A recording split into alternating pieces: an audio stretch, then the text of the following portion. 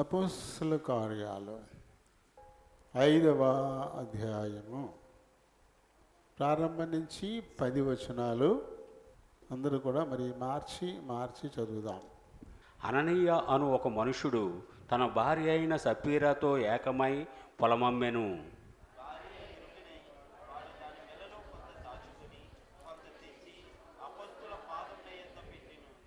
అప్పుడు పేతురు, అననీయ, నీ భూమి వెలలో కొంత దాచుకొని పరిశుద్ధాత్మను మోసపుచ్చుటకు సాతాను ఎందుకు నీ హృదయమును ప్రేరేపించెను?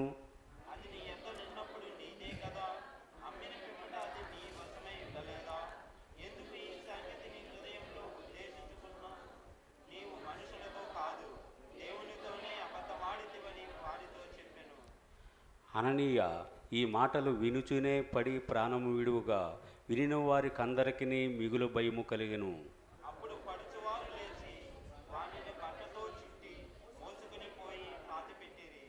ఇంచుమించు 3 గంటల సేపటికి వాని భార్య జరిగినది ఎరుగక లోపలికి వచ్చెను.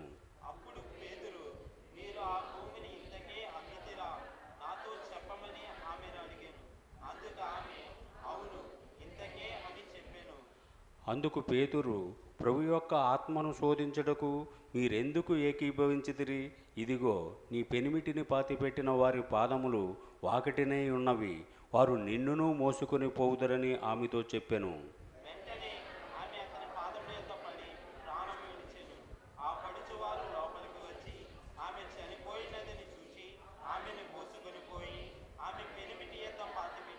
దేవుడు పరిశుద్ధ వాక్యం దీవించునుగాక.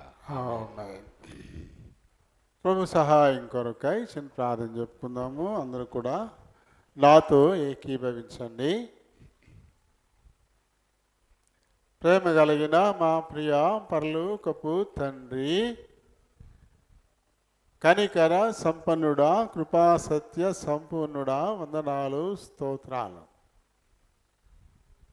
సమస్త విశ్వానికి అధిపతి స్వయంభూ అయినటువంటి మా దేవా, వందనాలు, స్తోత్రాలు.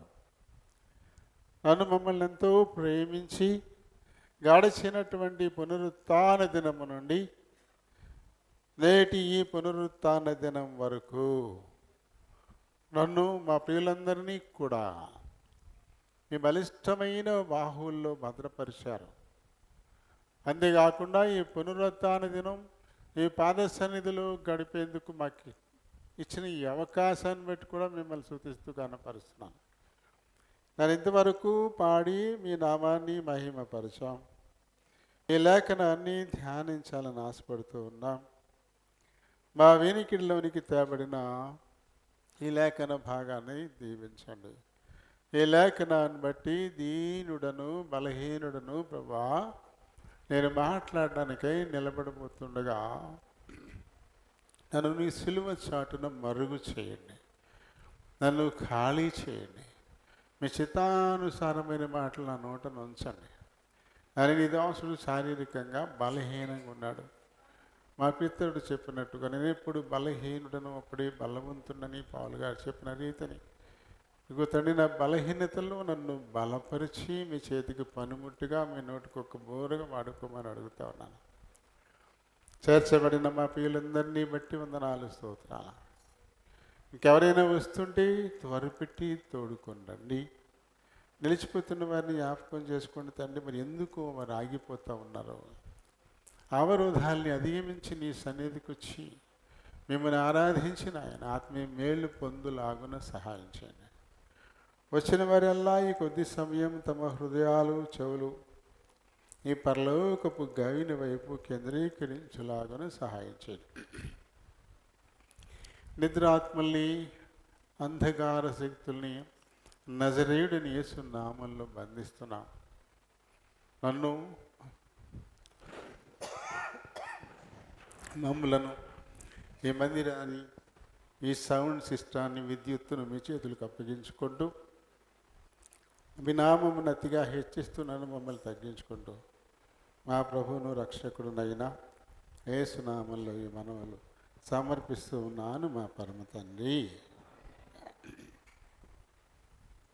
Praise the lord. ప్రభు నామములు అందరికీ వందనాలు. దేవుడు తన ఉచితమైన కృపను బట్టి మన జీవితాల్లో మరొక పునరుత్థాన దినం ప్రభు మనకు అనుగ్రహించారు. మరి గత 5-6 క్లాసులుగా మనం ఒకే విషయం మీద దేవుడు మనల్ని నడిపిస్తూ ఉన్నారు. సామెతలు 28:13 బట్టి అతిక్రమములు దాచిపెట్టువాడు వర్ధిల్లడు, ఒప్పుకొని విడిచిపెట్టువాడు కనికరం పొందుతాడు. దానిని బట్టి మనం ఒక 5 అయినట్టున్నాయి అనుకుంటున్నాను. 5 క్లాసుల దాకా నేను వేసుకున్న డేట్లు చూస్తుంటే 5 కనపడుతున్నాయి.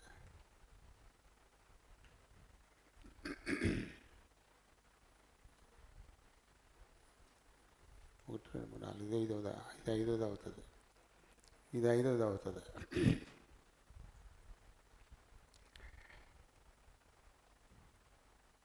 అతిక్రమాల్ని దాచిపెట్టేసేవారు, అతిక్రమాల్ని ఒప్పుకొని విడిచిపెట్టని వారు, అతిక్రమాన్ని గుర్తించి ఒప్పుకొని విడిచిపెట్టేవారు. ఈ ముగ్గురులో ఎవరు కనికరింపబడతారు? అసలు ఒప్పుకొని వాళ్ళ, దాచిపెట్టేసేవాళ్ళ? మరి ఎవరు అమ్మా? ఎవరు చెప్పు. పెదాలటి కదులుతున్న స్వరం బయట రావట్లా. ఎవరు కనికరింపబడతారు? ఒప్పుకొని విడిచిపెట్టువారు, వారే కనికరం పొందుతారు. అంటే అసలు కొంతమంది ఒప్పుకోవడానికి ఇష్టపడరు, దాచిపెట్టేస్తారు. ఎందుకంటే మరి తండ్రి అయిన దేవుడే చెప్పాడు కదా, ఆదికాండము 6:5లో నరుల చెడుతనము భూమి మీద గొప్పదనియు, వారి హృదయం యొక్క తలంపుల యొక్క ఊహ అంతయు ఎల్లప్పుడూ కేవలము చెడ్డదనియు అంటాడు. అంటే మొత్తం వారి హృదయంలో ఉన్నటువంటి ఊహ అది కేవలం చెడ్డది. కాబట్టి ఈ చెడ్డదైనటువంటి ఈ ఊహ ఇది ఉందో, ఆ హృదయం అతిక్రమాన్ని చెప్పడానికి ఇష్టపడదు, ఒప్పుకోవడానికి అస్సలు ఒప్పుకోని పరిస్థితి. అందుకని దేవుడు ఏం చేశాడు? ఆ నోవహు కాలంలో అప్పుడు జీవరాశుల మొత్తాన్ని, ఒక్క జలచరాలు తప్ప మొత్తం అన్నిటినీ నాశనం చేసేసాడు. అయినా దేవుడు ఒక అవగాహనకు వచ్చాడు. మళ్ళీ 8:21 అప్పుడు యెహోవా ఇంపైన సువాసనను ఆఘ్రాణించి, ఇక మీదట నరులను బట్టి, ఎందుకంటే వీళ్ళ హృదయంలోని ఊహ బాల్యము నుండి అది కేవలం చెడ్డది, వీరి పాపాన్ని బట్టి, వీరి పనికి మాలిన మనస్తత్వాన్ని బట్టి, నోరు లేని జీవరాశులు ఎందుకు చెప్పాలి నేను, వీరిని బట్టి అవి కూడాను, కాబట్టి ఇక నేను అలా చెప్పను అని దేవుడు ఒక అవగాహనకు వచ్చి దాన్ని ప్రకటించాడు. కాబట్టి అప్పటి నుంచి ఇప్పుడు ఏదో ఒక పక్క జరుగుతూ ఉంటుంది తప్ప ఒకేసారి ఇబ్బంది అనేది రావట్లేదు. భూమి మీద కొట్టుకుపోతున్నాయి చాలా చోట్ల, ఊళ్ళే కొట్టుకుపోయి చనిపోతున్నారు. కానీ నోవహు కాలంలో ప్రపంచం అంతా మొత్తం ఒక్క జీవరాశి, శ్వాసించేటువంటి జీవరాశి ఏది కూడా, భూమి మీద ఉండే జీవరాశి ఏది కూడా లేకుండా చేసేసాడు. తన నిర్ణయాన్ని ఆయన ఇక మార్చుకున్నాడు. వీళ్ళు ఎప్పుడు ఇలాగే ఉంటారు. వీరి హృదయంలోని ఊహ అది బాల్యం నుంచి చెడ్డది, వాళ్ళు అలాగే ఉంటారు ఎప్పుడు కూడా. వీరిని బట్టి ఈ దోషులైనటువంటి ఈ మిగతా కీటకాలని, జంతువుల్ని ఎందుకు చంపేస్తాను? ఇక నేను అలా చంపను అని ఒక నిర్ణయం తీసుకున్నాడు. కాబట్టి ప్రభువే చెప్పింది అది. అతిక్రమం ఎప్పుడు కూడా హృదయంలో ఉంటూనే ఉంటుంది. దాన్ని దాచిపెట్టేయాలి అనే ప్రయత్నాలు మనుషులు చేస్తూనే ఉంటారు. తమ్మును తాము మోసపుచ్చుకుంటూ ఉంటారు. ఇక్కడ మనం చెప్పుకున్నాం, ఇప్పుడు చదివినటువంటి భాగంలో అననీయ సప్పీరా అని ఇద్దరు ఉంటారు. వీరికి పిల్లలు ఉన్నారో లేదో ఆ ప్రస్తావన అయితే బైబిల్లో రాయబడలేదు. వాళ్ళిద్దరు ఉన్నట్టు ఇద్దరు పేర్లే ప్రస్తావనకు వచ్చాయి. అననీయ అంటే యెహోవా దయ. అననీయ అంటే యెహోవా దయ అనేటువంటి అర్థం వచ్చేటువంటి పేరు. యెహోవా దయచేత అని తల్లిదండ్రులకు ఆయన ఇచ్చాడు దేవుడు. అందుకనే తల్లిదండ్రులు అతనికి ఆ పేరు పెట్టారు. దేవుని దయా రూపమే అననీయ అక్కడ. అలాగే సప్పీరా, సఫైర్ అంటారు, నీలకాంతం. అది సొగసు. నవరత్నాల్లో నీలకాంతం నీలం ఉంటుంది. దానిపై సాఫైర్ అని ఇంగ్లీష్లో అంటారు. నీలకాంతము సొగసు అనేటువంటి అర్థం వచ్చేటువంటి పేరు. అలాంటి పేరు ఎందుకు పెట్టారు? ఒక కురూపిక పేరు పెట్టలేరు కదా. ఆమె కొంచెం రూపసై ఉంటుంది, అయితే ఆకర్షణీయంగా ఉండి ఉంటుంది. కాబట్టి ఇప్పుడు సాధారణంగా మనం ఏం చేస్తాం, లాగుంటే అది ఏం పేరు పెడతాం? బక్కోడా అంటావా? ఆకారాన్ని బట్టి బండోడా అంటున్నారు. బక్కకుంటే ఆ ఆకారాన్ని బట్టి బక్కోడా అంటారు తప్ప బండోడా అనరండి. అలాగే బాగా నల్లగా ఉంటే నల్లోడని, ఎర్రగా ఉంటే ఎర్రోడని, ఇలా కొంతమంది ఈ పేర్లు ఎత్తుంది చాలామంది అయిపోతారు. అసలు వాళ్ళ పేరు ఏంటో కూడా ఎవరికి తెలియదు. అంటే ఆకారాన్ని బట్టి పేరు పెట్టి పిలవడం. కాబట్టి అప్పుడు పేర్లన్నీ కూడా అప్పటి పరిస్థితులు, దానిని బట్టే వారికి ఆ పేరు ఇచ్చేవారు. కష్టాల నుంచి విడుదల వచ్చిందనుకోండి, దేవుడు నా కష్టాల నుంచి నాకు విడుదల ఇచ్చాడు అనేటువంటి అర్థం వచ్చి ఒక పేరు ఆ బిడ్డకి పెట్టేవారు అన్నమాట. అలానే ఈ సప్పీరాకి ఈ పేరు ఎందుకు ఇచ్చారు అంటే, ఆమె చాలా అందమైనది అయి ఉంటుంది, సొగసైనది అయి ఉంటుంది. కాబట్టి ఆ పేరు ఆవిడకి ఇచ్చారు. వీళ్ళ పేరుకు తగ్గవాళ్ళేనా? వీళ్ళు తగ్గవాళ్ళేనా? వీళ్ళు ఏం చేశారు? తమ పొలం అమ్మేసి అపోస్తలులకి ఇచ్చేసేయాలి అని ఒక నిర్ణయం చేసుకున్నారు. వీళ్ళెవ్వరూ అలా చేయమని అడగలేదు, వీళ్ళని ఎవ్వరూ ఒత్తిడి చేయలేదు. తమకు తాముగానే అంటే ఒకరిని ప్రేరణగా తీసుకున్నారు. ఎవరేంటి అతను? చూడండి, కుప్పరలో పుట్టినటువంటి యోసేపు. ఈయనకి ఈ అపొస్తలులు ఏం చేశారు? హెచ్చరిక పుత్రుడు అని అర్థం వచ్చేటువంటి బర్నబా అని పేరు పెట్టారు. బర్నబా అనేటువంటి పేరు పెట్టారు. ఈయన ఏం చేశాడంటే 4:37 చదువు. అపొస్తలుల కార్యాలు 4:37.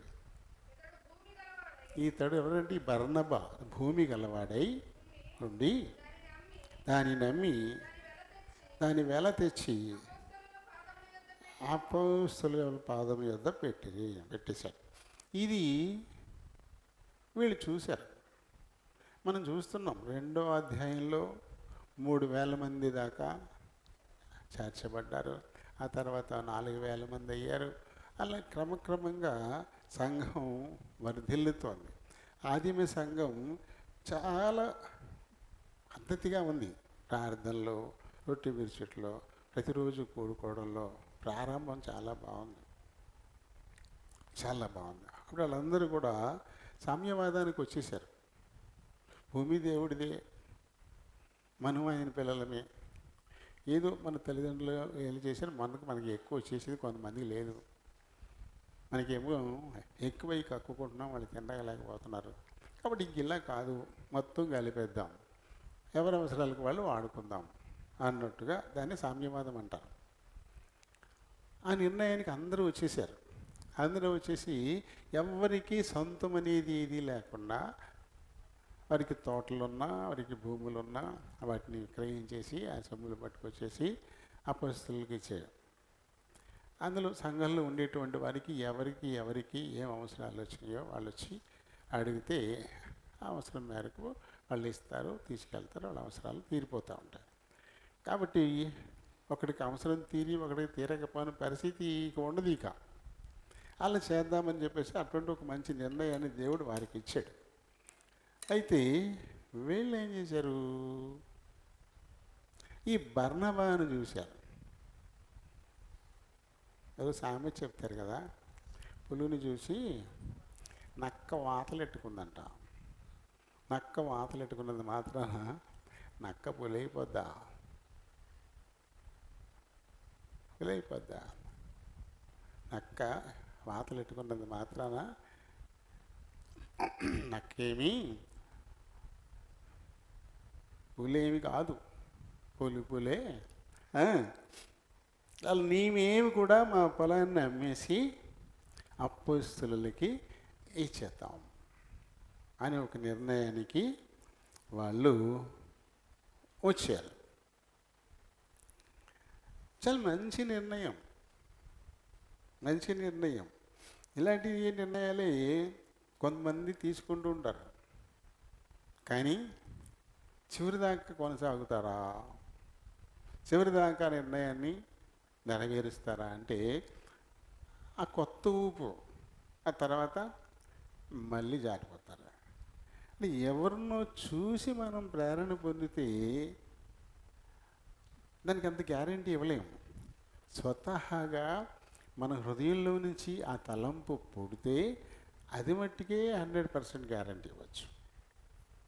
అంతేగాని ఎవరినో చూసి చేసేది ఎప్పుడు కూడా శాశ్వతంగా ఉండదు, అది ఖచ్చితంగా పాడైపోతుంది. వీళ్ళిద్దరు కూడా అదే పని చేశారు, అమ్మేశారు. కొంత సొమ్ము వచ్చేసింది. ఈ సొమ్ము చూసేసరికి వీళ్ళకి ఆలోచనలు మారిపోయాయి. ఎదురుగుండా డబ్బు అక్కడ పెట్టుకున్నారు. ఆ రోజుల్లో మూటలు అనుకుంటా, బంగారు కాసులు అవి ఉండి మూటలు కట్టించేవారు. ఇప్పుడు క్యాష్ అంటున్నాం.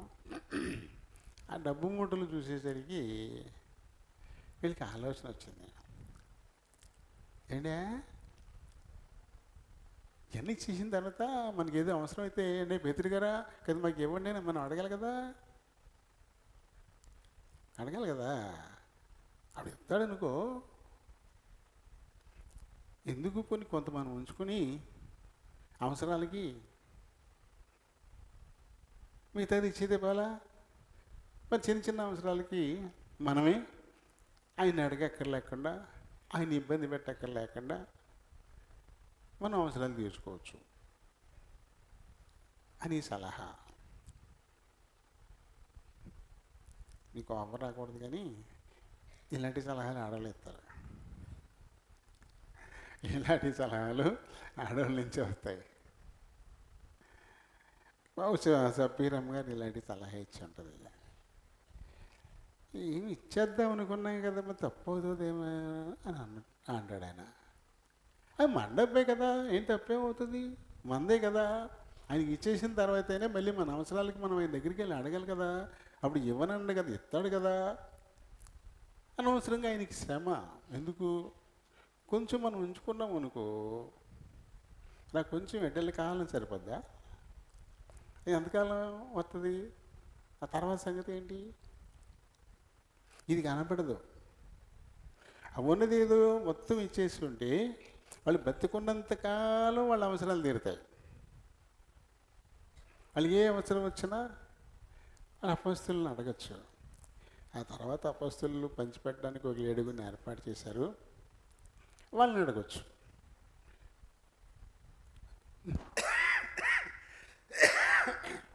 భూమి మీద ఉన్నంతకాలం కూడా వారి అవసరాలు తీరిపోతాయి. ఇది కొంత తీసి పెట్టుకున్నారు. ఎన్నాళ్ళు వస్తుంది? తర్వాత మళ్ళీ ఏం చేయాలా? మళ్ళీ వాళ్ళని అడగాల్సిందే కదా. మరి అలాంటప్పుడు ఇటువంటి ఒక పనికి మాలిన ఆలోచన ఎందుకు? ఇదే ఒక మాయ, సాతానుడు కలిగించేటువంటి ఒక మాయ. బైబిల్ చెప్తోంది కదా, ధనాపేక్ష సమస్తమైన కీడులకు మూలం. ధనవంతులు దేవుని రాజ్యంలో ప్రవేశించడం కంటే ఒంటి సూది బెజ్జల్లో దూరిపోవడమే సులభం. నీ ధనం ఎక్కడ ఉంటుందో నీ మనసు అక్కడే ఉంటుంది. చాలామంది ధనాపేక్షకులై తమను తామే పొడుచుకున్నారు. ఇలాంటివి ఎన్ని ఉన్నాయి.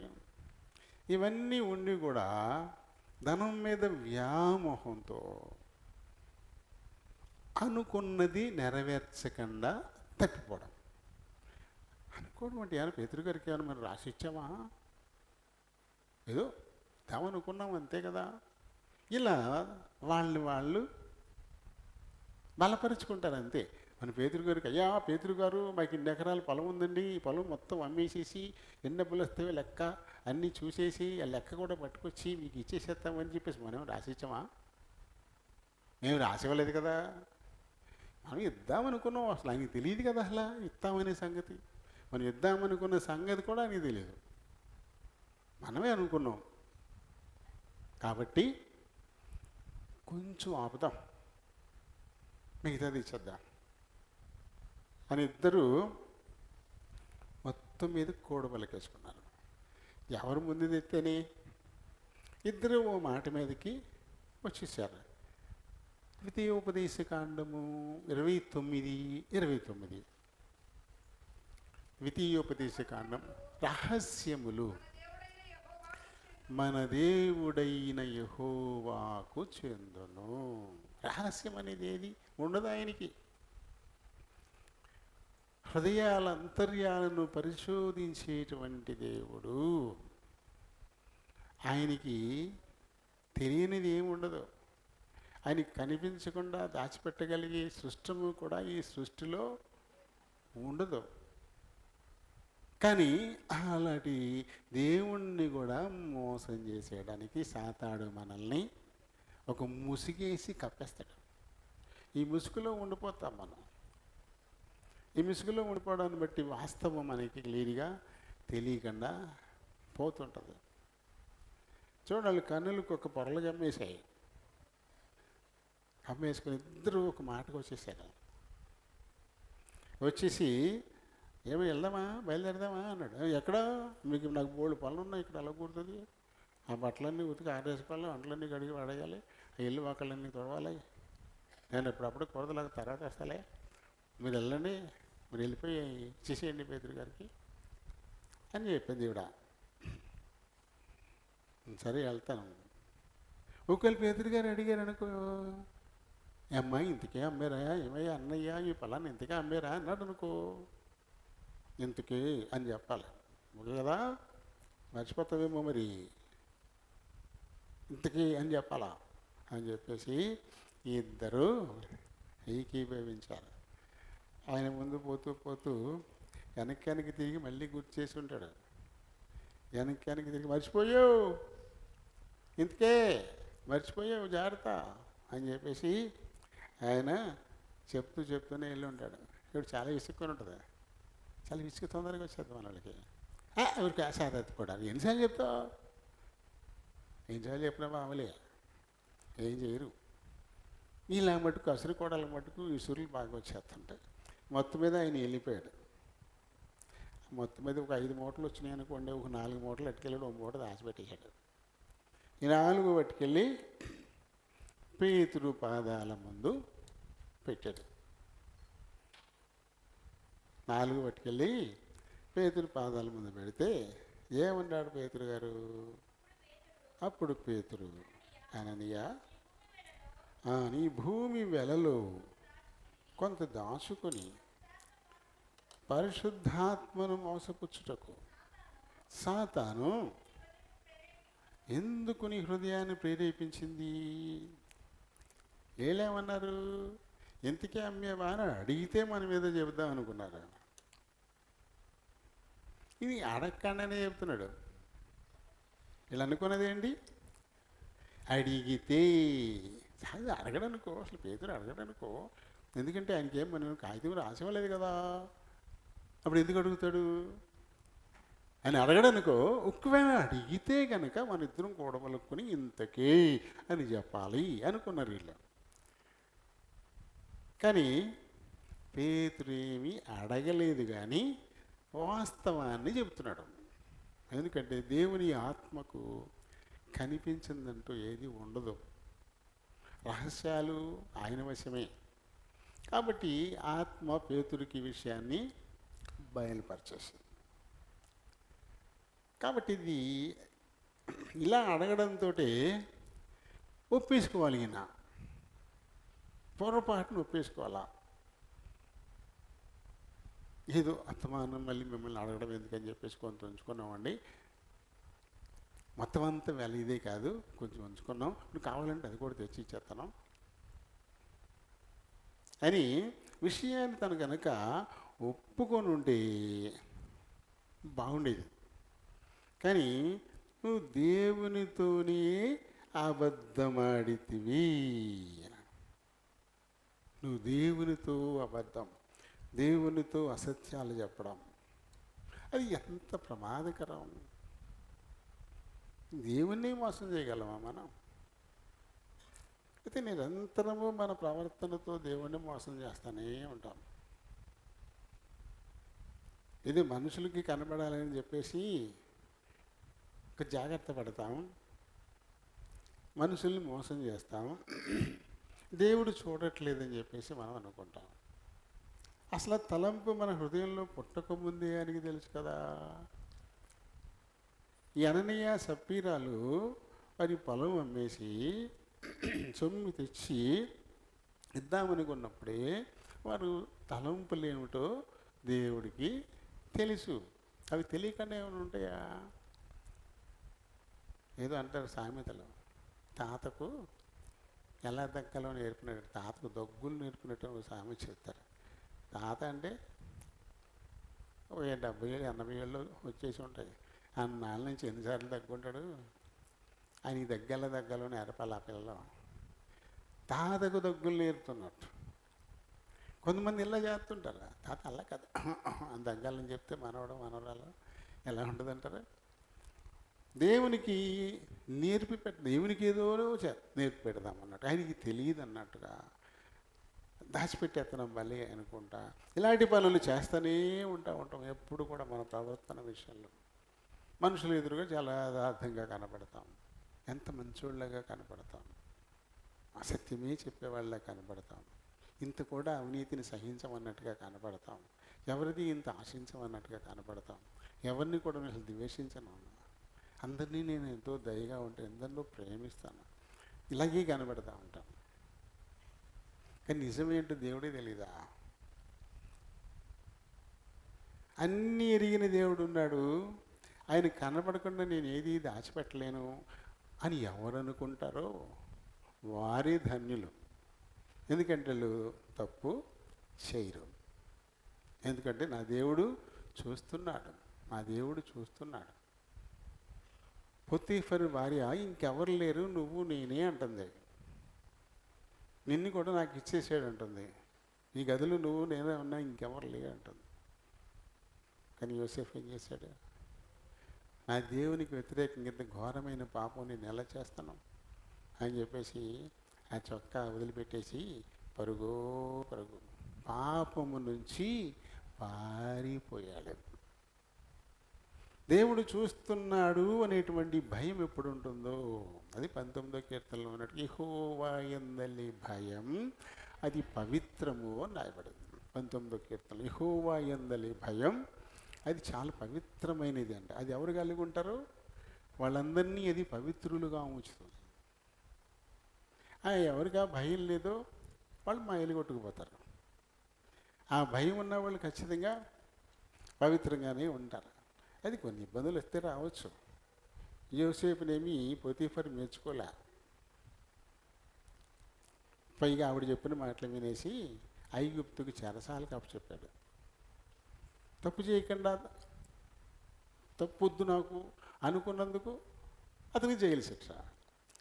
ఇలాంటివి ఏమవుతాయండి, కొన్నిసార్లు మనం జారిపోయేలా చేస్తుంటాయి. ఆశాపలో ఆలోచిస్తాం. 73వ కీర్తనలో ఆశాప ఆలోచనలు మనకు తెలుసు కదా. భక్తిహీనుల క్షేమం నాకు కంటపడినప్పుడు నాకు చాలా ఆయాసంగా ఉంది నాకు అంటాడు. వాళ్ళకి ఏ వేదనలు ఉండవు, వాళ్ళకి ఏ ఇబ్బందులు ఉండవు, వాళ్ళకి ఏ బాధలు ఉండవు. నా చేతులు ముడుచు కూర్చోవడం ఎందుకు, ఇలాంటివన్నీ మాట్లాడతారు. ఇటువంటి జరుగుతూ ఉన్నప్పుడు ఇలాంటి ఆలోచనలు మనకి వస్తుంటాయి. నువ్వు చచ్చిపోతావు, దేవుడు నిన్ను శపిస్తున్నాడు, నిన్ను చంపుతున్నాడు, ఇలాంటి మాటలు కూడా ఏమీ చెప్పలేనా. నువ్వు మనుషులతో కాదు దేవునితోనే అబద్ధం ఆడితివి అని వానితో చెప్పగానే అతని కింద పడి ప్రాణం విడిచిపెట్టేశాడు. సర్లే, అననీయాకు ఇప్పుడు అవకాశం వచ్చింది, ఉపయోగించుకోలేదు. ఆ తర్వాత చాలా టైం, బహుశా మరి 10ంటికి వచ్చాడో 11ంటికి వచ్చాడో అయినా తను 3 గంటలకు బయలుదేరింది భార్య. అప్పటిదాకా పనులు లేవాలి ఆవిడకి. 3 గంటలకు బయలుదేరింది. పిల్ల పీసు ఉన్నట్టేమీ లేదు. అయినా సరే మీరు అంత రాజకార్యాలు ఏంటో ఆవిడకి ఏమవుతుందా మీకు? ఎంత కష్టం ఆవిడ గవర్నమెంట్ బస్సులు ఎక్కడ మానేసి ప్రైవేట్ బస్సు పెట్టేసుకున్నారు ఇప్పుడు. ఎందుకంటే వీళ్ళకి తేవలరేలో గుమ్మలో పెట్టుకుని కూర్చోవాలి, బస్సు రండి రండి రండి అని 10 సార్లు తిరగాలి, అందులోకి ఎక్కించాలండి. అది గవర్నమెంట్ బస్సు అయితే తిరుగుని వెళ్ళిపోతుంది ఉంటుందా అది. అందుకని ఏం చేస్తున్నారు, ప్రైవేట్ బస్సులు పెట్టేస్తున్నారు. అది అక్కడ పెట్టి ఆడికి ఏం కొడుతుంటాడు. ఏమో అయితే నీకు అంటారు, అరుస్తూ ఉంటారు. తెమలరు కదా మనకి, తెమలరు. మరి ఎందుకో మరి అంతా ఓ 10 సార్లైనా అర్థం చేసుకుంటారు. గుమ్మం దాకా వచ్చి మళ్ళీ వెనకెళ్ళి చూసుకుంటారు. ఈవిడికి 3 దాకా తెమలేదంట. నేను ఎప్పుడు వచ్చేసాడు 3 దాకా తెమలేదండి. అప్పుడు వచ్చింది చాలా హడావిడిగా చెంగుతోటి ఎలా తోడుచుకుంటా వచ్చేసింది. వచ్చేస్తే మళ్ళీ ఈవిడికి అదే ప్రశ్న వచ్చింది. ఇంచుమించు 3 గంటల సేపటికి, అంటే ఆయన వచ్చిన తర్వాత 3 గంటలు, 10 అయితే 2ంటికి వచ్చి, 10 అయితే 1 గంటకు వచ్చి ఉండాలి, లేకపోతే 1 గంటకు వచ్చి 4కి వచ్చి ఉండాలి. వ్యవధి ఇద్దరి మధ్యన 3 గంటల టైం ఉంది. ఈవిడికి ఏం తెలియలే, ఏం జరిగిందో తనకి తెలియదు. గబగబా లోపలికి వచ్చేసింది. అయితే ఆవిడికి ఓ డౌట్ రావాలి ఖచ్చితంగా. మనకి ఎప్పుడు ఈ ఓట్ల ఎలక్షన్ టైముల్లో రాత్రి డబ్బులు ఇచ్చి వెళ్తారు కదా, ఎవరో ఒకరికి ఓటు వేయడానికి నిర్ణయించుకుంటారు. అయ్యి మన గుర్తు ఇది అని అనుకుంటారు. ఇప్పుడు అప్పుడు ముందు మగవాళ్ళు వెళ్ళిపోతారు, ఆడవాళ్ళు వెనకాలతారు. వీళ్ళతో పెట్టుకుంటే మనకి అవతల బాబు అని చెప్పేసి వాళ్ళు వెళ్ళిపోతారు. కొంత ఆయన వెళ్ళిపోయి ఓటేసిన తర్వాత వచ్చేస్తాడు ఇంటికి, రాడు, అక్కడక్కడే తిరుగుతూ ఉంటాడు. ఇంకా రాదేంటి ఈవిడే, ఇంకా రాదేంటి అని తిరుగుతాడు. తీరా ఆవిడ వచ్చింది అనుకోండి, వేసానా వాడు మీరు, ఆయన వేసేసాను అని వెళ్ళు, ఇగో మర్చిపోకో అని హెచ్చరించగానే వాళ్ళు ఆయన. అలాగే ఇప్పుడు ఈ ఎదురు వచ్చేసరికి అననీయ గారు ఎదురు రావాలి కదా. ఏమ్మా జాగ్రత్త, నేను చెప్పినట్టు చెప్పు, మర్చిపోతావేమో అని చెప్పాలి. అలా చెప్పడానికి రాలా ఎదురు. కాబట్టి మొట్టమొదటి డౌటు తనకి అప్పుడు రావాలా. ఆ పక్కన ఇరుగు పొరుగు అయినా ఏంటి మా దేవుడు గారు ఎక్కడ ఉన్నారు అని కనపడలా మీకు అని ఎవరో ఒకరిని తను అడిగన్నా ఉండాలా. నేరుగా వెళ్ళి తుడుచుకుంటాను మనకి వెళ్ళిపోయింది అంతే. ఎందుకంటే చాలా ఖచ్చితంగా నిర్ణయం తీసేసుకున్నారు కదా, ఇక తిరుగులేదు దాన్ని. లోపలికి వెళ్తే మళ్ళీ ఈవిడికి ఆ ప్రశ్న ఎదురైనప్పుడు పేతురు, మీరు ఆ భూమిని ఇంతకే అమ్మితిరా నాతో చెప్పుమని ఆమెను అడిగాను. ఈవిడికి అవకాశం వచ్చింది. ఈ అతిక్రమాన్ని దాచిపెట్టేయకుండా ఆయన చూస్తే కనపడట్లేదు, ఏమయ్యాడో తెలియదు, గంభీరమైన వాతావరణం ఇక్కడ ఉంది, మరి మా భూములు మేము అమ్మాయినికి ఇచ్చేసేటప్పుడు ఇంతకే అమ్మేరని ఎందుకు అడగాలి అసలు ఆయనకి అవసరం ఏంటి? ఆయన అడుగుతున్నాడు, ఇంతకే అమ్మారా?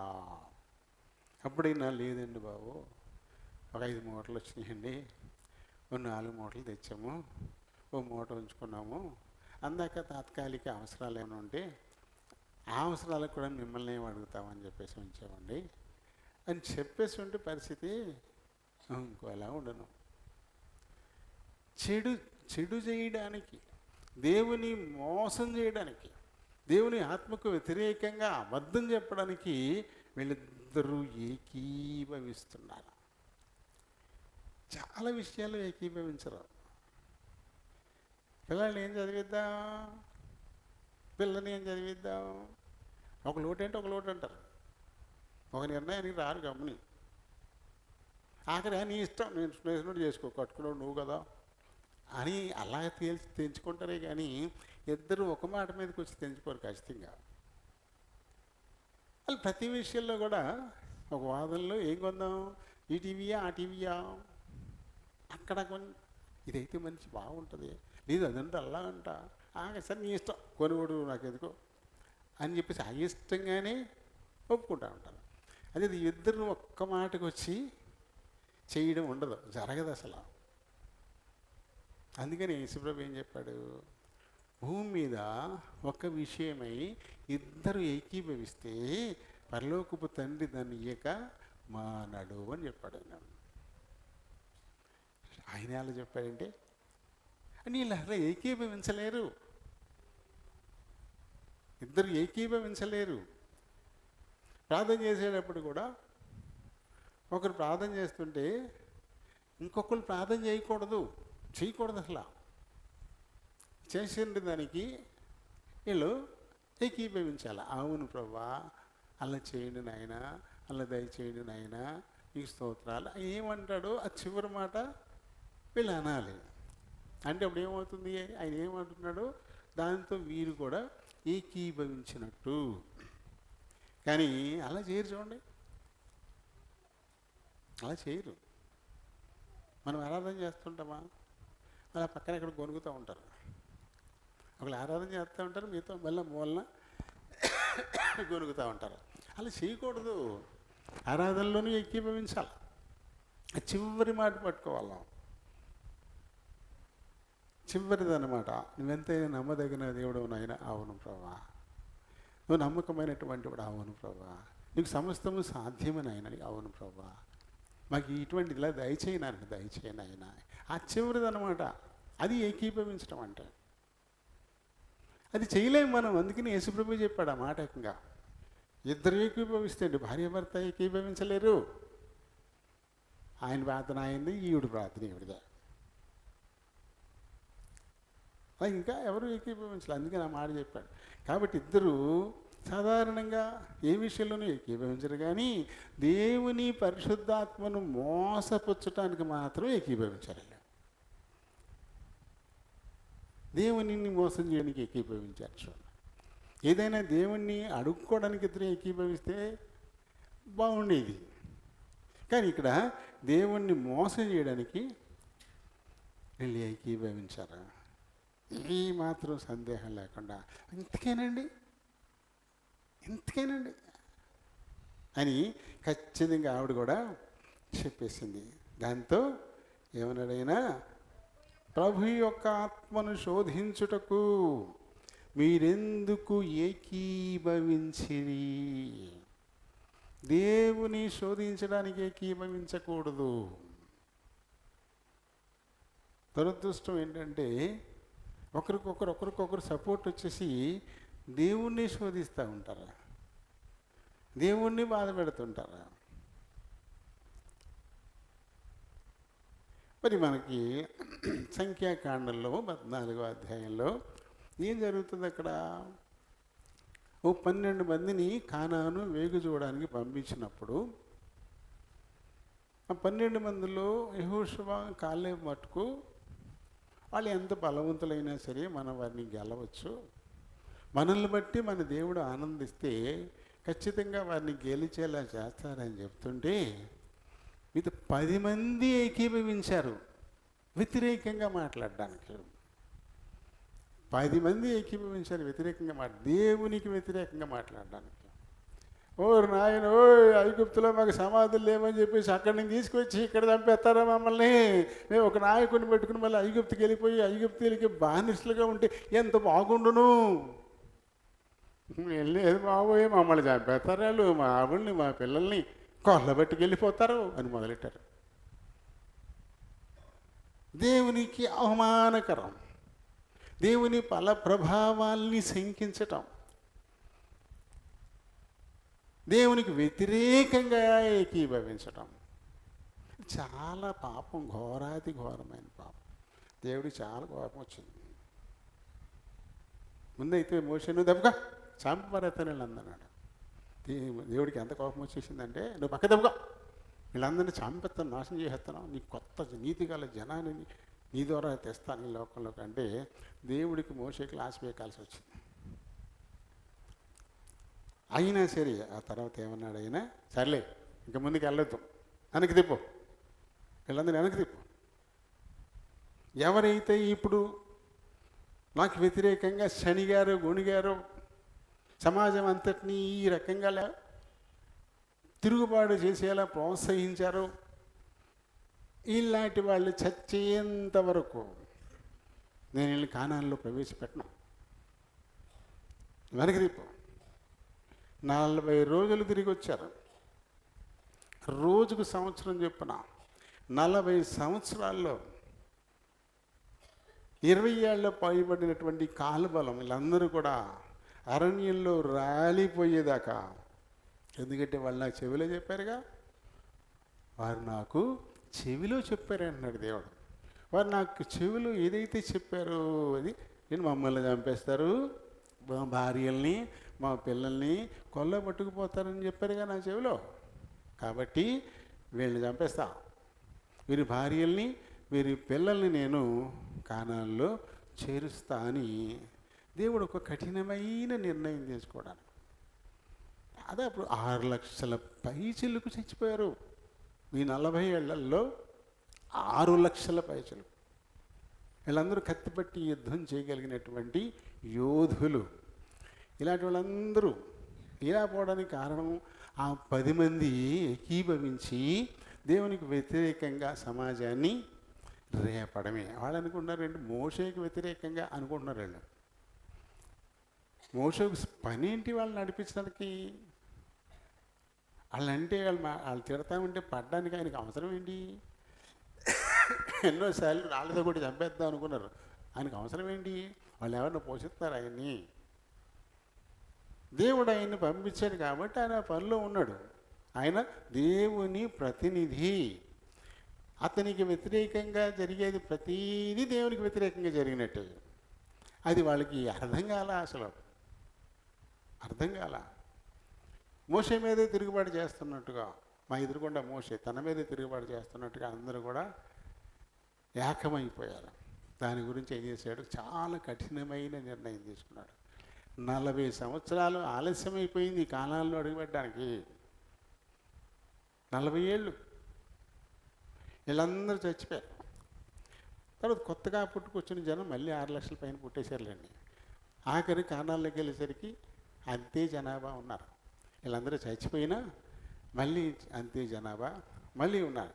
ఇలా దేవుని శోధించడానికి ఎప్పటికీ ఏకీభవించకూడదు. దేవుని శోధించడానికి ఏకీభవించకూడదు.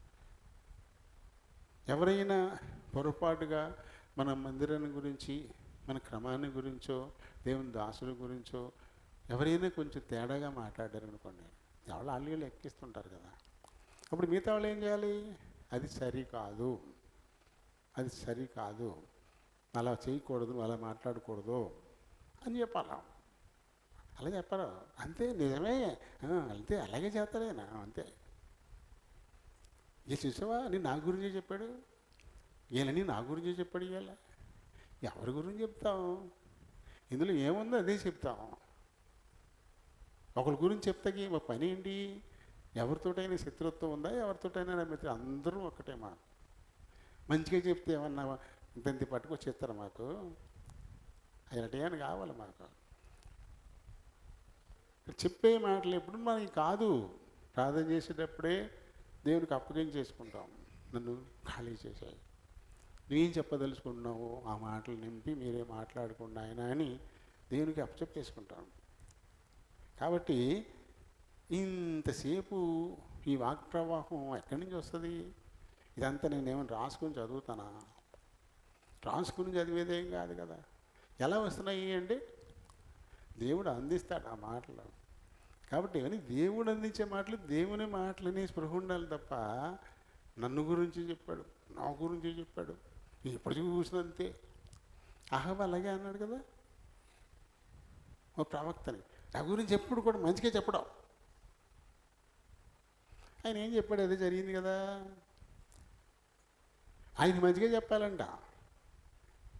ఈ దారిలో నేను ఇలా వెళ్ళచ్చా, నేను వెళ్ళా ఇటు అని అడిగాడు అనుకోండి, అక్కడ దారిలో ముళ్ళు సీసా పింకులు ఉన్నాయి, అటంత క్షేమం కాదు, ఇలా వెళ్ళి అన్నాం అనుకో, చూసావా ఎప్పుడైతే ఎప్పుడు నాకు అనుకూలంగా చెప్పడం, ఎందుకంటే ముందే ఇటు వెళ్ళిపోవాలని అని నిర్ణయం చేసుకున్నాడు అనమాట. మరి ఇంక అడుగుతాం ఎందుకు? ఒక నిర్ణయం తీసేసుకున్న తర్వాత అడుగుతారు, అంతేగాని ప్రభు నిర్ణయం కోసం కనిపెట్టరు. కాబట్టి ముందుగానే ప్రిపేర్ అయిపోతారు ఒక దానికి. దాన్ని బట్టే వారి ఆలోచన విధానం, దాన్ని బట్టే వారి అడుగులు మనకి పడుతుంటాయి. అయితే అది దేవుని దృష్టికి అనుకూలమా కాదా అని స్పృహ ఖచ్చితంగా ఉండాలి. ఆ స్పృహలో ఉండి మనం మాట్లాడాలి, ఇదైనా చెయ్యాలి. చూడండి మరి ఏమన్నాడు ఇక్కడ పేతురు గారు, ఏమన్నాడు ఆయన? 9వ వచనం, ప్రభు యొక్క ఆత్మను శోధించుటకు మీరెందుకు ఏకీభవించిరి? నాకు వ్యతిరేకంగానా మీరు ఏకీభవించింది? నాకు వ్యతిరేకంగానా? పేతురు గారు అడిగితే అంటే నాకు వ్యతిరేకంగానే మీరు చేశారు ఈ నిర్ణయం. పేతురు గారు అడిగితే ఇంతకేమేమని అంటే దేవుడికి కదా ఇచ్చేది, పేతురుగా. దీంతో ఏమైనా పేతురు గారు బిల్డింగ్లు కట్టుకుంటాడా, అయితే తోటలు కొనుక్కుంటాడా? ఈ పేతురు గారికి ఇస్తున్నారు వీళ్ళు, అన్నీ దేవునికే కదా. కానీ పేతురు గారు నేనేమంటున్నాడు, నువ్వు చేసే ప్రతీదీ దేవునికి అనుకూలంగానో లేకపోతే వ్యతిరేకంగానో జరుగుతూ ఉంటే తప్ప మనుషులకు కాదు. దాన్ని ఖచ్చితంగా గుర్తుపెట్టుకోవాలా. నీ పెనిమిటిని పాతి పెట్టిన వారి పాదములు, ఇంకా లోపల కూడా రాలేదు వాళ్ళు, ఆకిటనే వారు వచ్చి నిన్ను కూడా మోసుకుపోతారు. పేతురుకు మామూలు అననీయకి ఈ మాట కూడా అనలే, మూసుకెళ్ళిపోతారు అలాంటిదేమో కూడా అనలే. పేతురు మాటలు వింటూనే వేపడి చనిపోయాడు, పడిచోళ్ళు వచ్చి పట్టుకెళ్ళిపోయారు. దీనికి ఎక్కువ అవకాశం దొరికింది, తన భర్త కనిపించకపోవడం. అక్కడ ఒక గంభీరమైన వాతావరణం, ఒక మనిషి చచ్చిపోయాడంటే అక్కడ వాతావరణం ఎలా ఉంటుంది? ఒక మనిషి చచ్చిపోయాడంటే అది కూడా పరిశుద్ధాత్మకు వ్యతిరేకంగా అబద్ధమాడి దేవుని శాపానికి లోని చచ్చిపోయాడు అంటే ఒక గంభీరమైన వాతావరణం ఉంటుంది కదా అక్కడ. కాబట్టి ఆ వాతావరణాన్ని బట్టైనా తను ఆలోచించుకోవాలి. అంతేగాని ఇంటికాడ వాళ్ళు ఏమనుకున్నారు, ఎలాంటి ఒప్పందానికి వచ్చారు, దానికే స్టికాన్ అయ్యింది తప్ప ఇక్కడ ఉన్న మార్పులు అస్సలు ఎప్పటికీ ఏది ప్రస్తుతం అంతే. అక్కడ అనుకున్నది అది, ఇక్కడ ఉన్న వాతావరణం ఏంటి, ఈ వాతావరణానికి తగ్గట్టుగా తను స్పందించాలి కదా.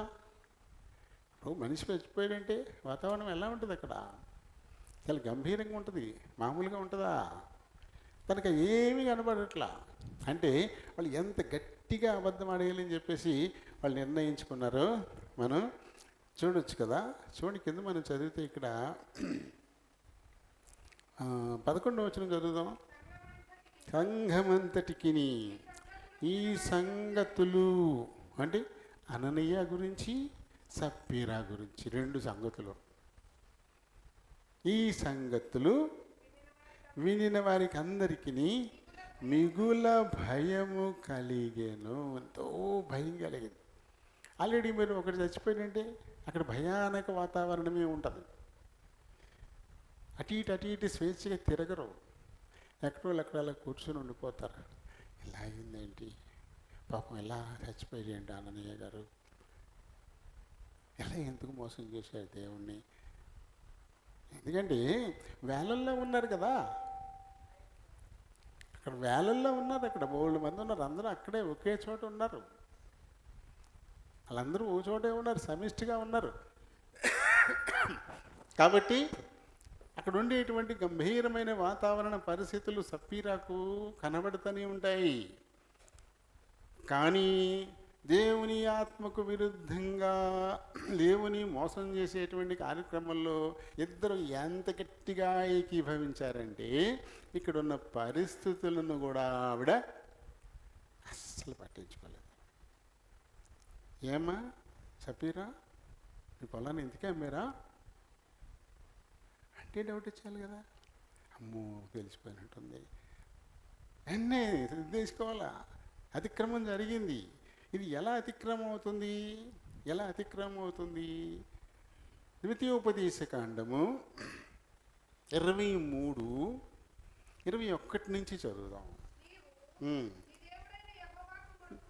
నీవు నీ దేవుడైన యెహోవాకు మొక్కుకొనిన తర్వాత ఆ మొక్కుబడిని చెల్లించడానికి తడవు చేయకూడదు.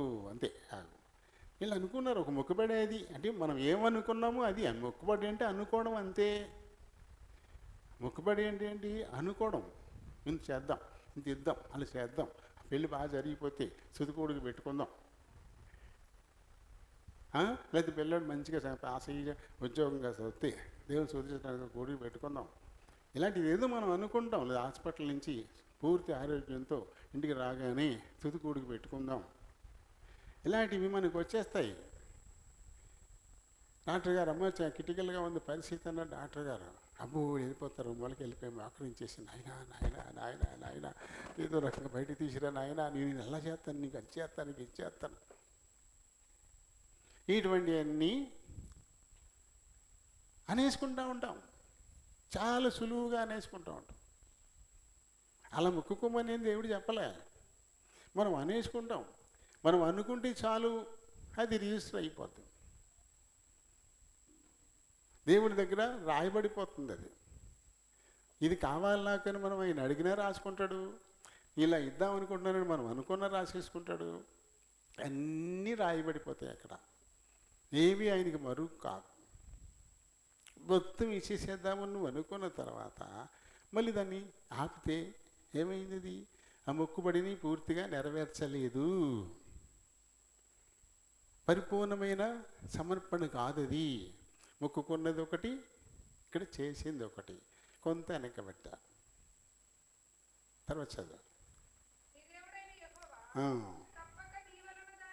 నీ దగ్గర నుంచి తప్పకుండా లాగేసుకుంటాడు. వీళ్ళిద్దరూ చచ్చిపోయారు, మనుషులు ఇంటికి వెళ్తారు, ఆ మూట అక్కడే ఉంటుందిగా. ఏ మూట అయితే తీసి దాచిపెట్టారో అది ఎక్కడ ఉంటుంది? ఆ ఇంట్లోనే ఉంటుంది. మళ్ళీ ఎక్కడికి వచ్చుద్ది? అది ఇక్కడికి వచ్చేది. తప్పకుండా దాన్ని రాబట్టేసుకుంటాడు దేవుడు. కానీ అది నీకేమవుద్ది? మరి పాపం అయిపోయింది కదా. వీళ్ళిద్దరూ ఎలా చచ్చిపోయారు? దేవుని మహిమని చచ్చిపోయారా? దేవుని ఆత్మకు విరుద్ధంగా ఏకీభవించి పాపం చేసి చచ్చిపోయారు. వీళ్ళు శాపగ్రస్తమైన సాగు చచ్చిపోయారు. ఆయన రాబట్టుకోవడం తెలుసు. మొత్తం 5 మూటలు అనుకో, అక్కడ మూటలని అక్కడ రాయబడలేదు. కొంతమంది ఏంటి మూటలు అన్నాడు, ఎక్కువనే మూటలు అంటారు. ఇప్పుడు మీరు ఊరిలో మీకు అర్థం అవడం కోసం చెప్తున్నాను. కొంత దాచుకొని ఉంది అక్కడ, కొంత అంటే ఎంత అంటే ఇబ్బందిగా ఉంటుంది. కాబట్టి ఒక 5 మూటలు వచ్చినాయి అనుకోండి, అందులో 1 మూట ఉంచి 4 మూటలు ఇచ్చేద్దాం అనుకున్నారని ఇలా చెప్పేవి కూడా మనల్ని వంకరంకరగా ఆలోచన చేస్తారు. అసలు మూటలు అనేవి లేవు, ఇలాంటి అబద్ధాలు చెప్తారేంటినా? మీకు అర్థం అవడం కోసం కొన్ని అలా చెప్తాం, కొన్ని ఇల్స్ట్రేషన్, అంతేగాని అది అలా ఉండదు అక్కడ. ఇప్పుడు ఆ ఉంచేసుకున్నది ఏమైంది? ఇప్పుడు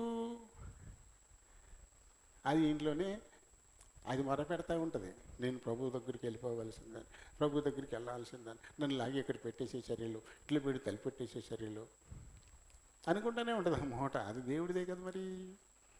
కాబట్టి తలుపు ఇలా తీసేసరికి ఎదురుగుండా ఉంటుంది. దాన్ని పట్టుకెళ్ళిపోతారు అక్కడికి. అనుకున్నదేదో మొత్తం దేవుని సన్నిధి చేరిపోయింది. కానీ వీళ్ళకి ఏమైంది? పాపమైంది. శాపగ్రస్తమైన సావు చచ్చిపోయారు. కాబట్టి చెప్పాడు ప్రభు, నువ్వు ఏదైనా మొక్కుకుంటే అది నెరవేర్చడానికి ఆలస్యం చేయబాకు. ఎందుకంటే నువ్వు మొక్కుకున్నది ఏదో అది రాబట్టుకోవడం దేవుడికి తెలుసు, కానీ అది నీకు పాపమైపోద్ది అని చెప్పాడు ఆయన. అది ఇంకా ప్రసంగి 5వ అధ్యాయం 1 నుంచి 6 వచనాల వరకు కూడా చక్కగా చెప్పాడు వీటి గురించి. నీవు దేవుని మందిరానికి పోవునప్పుడు నీ ప్రవర్తన ఏంటి? ప్రవర్తన అంటే మత్తయి సువార్త 6:37 ఏం చెప్పాడు ప్రభు? నీ మాట అవునంటే అవును, కాదంటే కాదు. అది నీ ప్రవర్తన అంతా జాగ్రత్తగా చూసుకోవాలి. ఎలా ఉండాలి నువ్వు? నీ మాట అవునంటే అవును, కాదంటే కాదుగా ఉండాలి తప్ప అటు ఇటుగా ఉండడానికి లేదు. జాగ్రత్తగా చూసుకొని ప్రవర్తన. బుద్ధిహీనులు అర్పించినట్లుగా బలి అర్పించడం కంటే సమీపించి ఆలకించడం, బలి అర్పించడం కంటే కూడా సమీపించి ఆలకించడం చాలా శ్రేష్టం కదా. ఈ మాటలే 1 సమూయేలులో మనం 15వ అధ్యాయంలో సమూయేలు సౌలుతో చెప్పుతున్నటువంటి మాటలు మనం చూస్తాం కదా. అందుకు సమూయేలు అంటే 15:22 అందుకు సమూయేలు తాను సెలవిచ్చిన ఆజ్ఞను ఒకడు గైకొనుట వలన యెహోవా సంతోషించునట్లు ఒకడు దహన బలులను అర్పించుట వలన ఆయన సంతోషించునా. ఏంటి? దేవుడు చెప్పిన మాట వినడం కంటే బలును అర్పించడం ఆయనకి ఇష్టం అనుకుంటున్నావు నువ్వు? ఆయన సంతోషం కలుగుద్దా? ఆయన మాట వినవుగా నువ్వు? నీ కానుక పట్టుకొచ్చేసాను అంటే సరిపోద్దా? ఆయనకి కావాలా? నీ కానుకలు కావాలా? కొంతమంది అనుకుంటారు దేవుడికి కాదు, దేవుడికి ఇస్తున్నాం అనుకోరు. ఇక్కడ సంఘ కాపరికి ఇచ్చేస్తున్నాం అనుకుంటారు, వీళ్ళు తినేస్తారు అనుకుంటారు. ఇంకా కొంతమంది పరుషంగా మాట్లాడతారు, మేము విత్తే కానీ నీకు బతుకులేదు, మేము ఇచ్చే వాటి మీద బతుకుతూ ఉండి నువ్వు మా మీద పెత్తనం చేస్తావా అని ప్రశ్నించే వాళ్ళు కూడా ఉన్నారు. మేము ఇస్తే దాని మీద బతుకుతూ ఉండి నువ్వు మా మీద నువ్వు పెత్తనం చేస్తావా అని వాళ్ళు కూడా ఉన్నారు. శాపగ్రస్తులు. ఎందుకంటే వాళ్ళు ఇస్తున్నది దేవునికి చేరదు. వాళ్ళు హృదయపూర్వకంగా దేవునికి ఇస్తున్నామని ఇవ్వట్లేదు. వాళ్ళు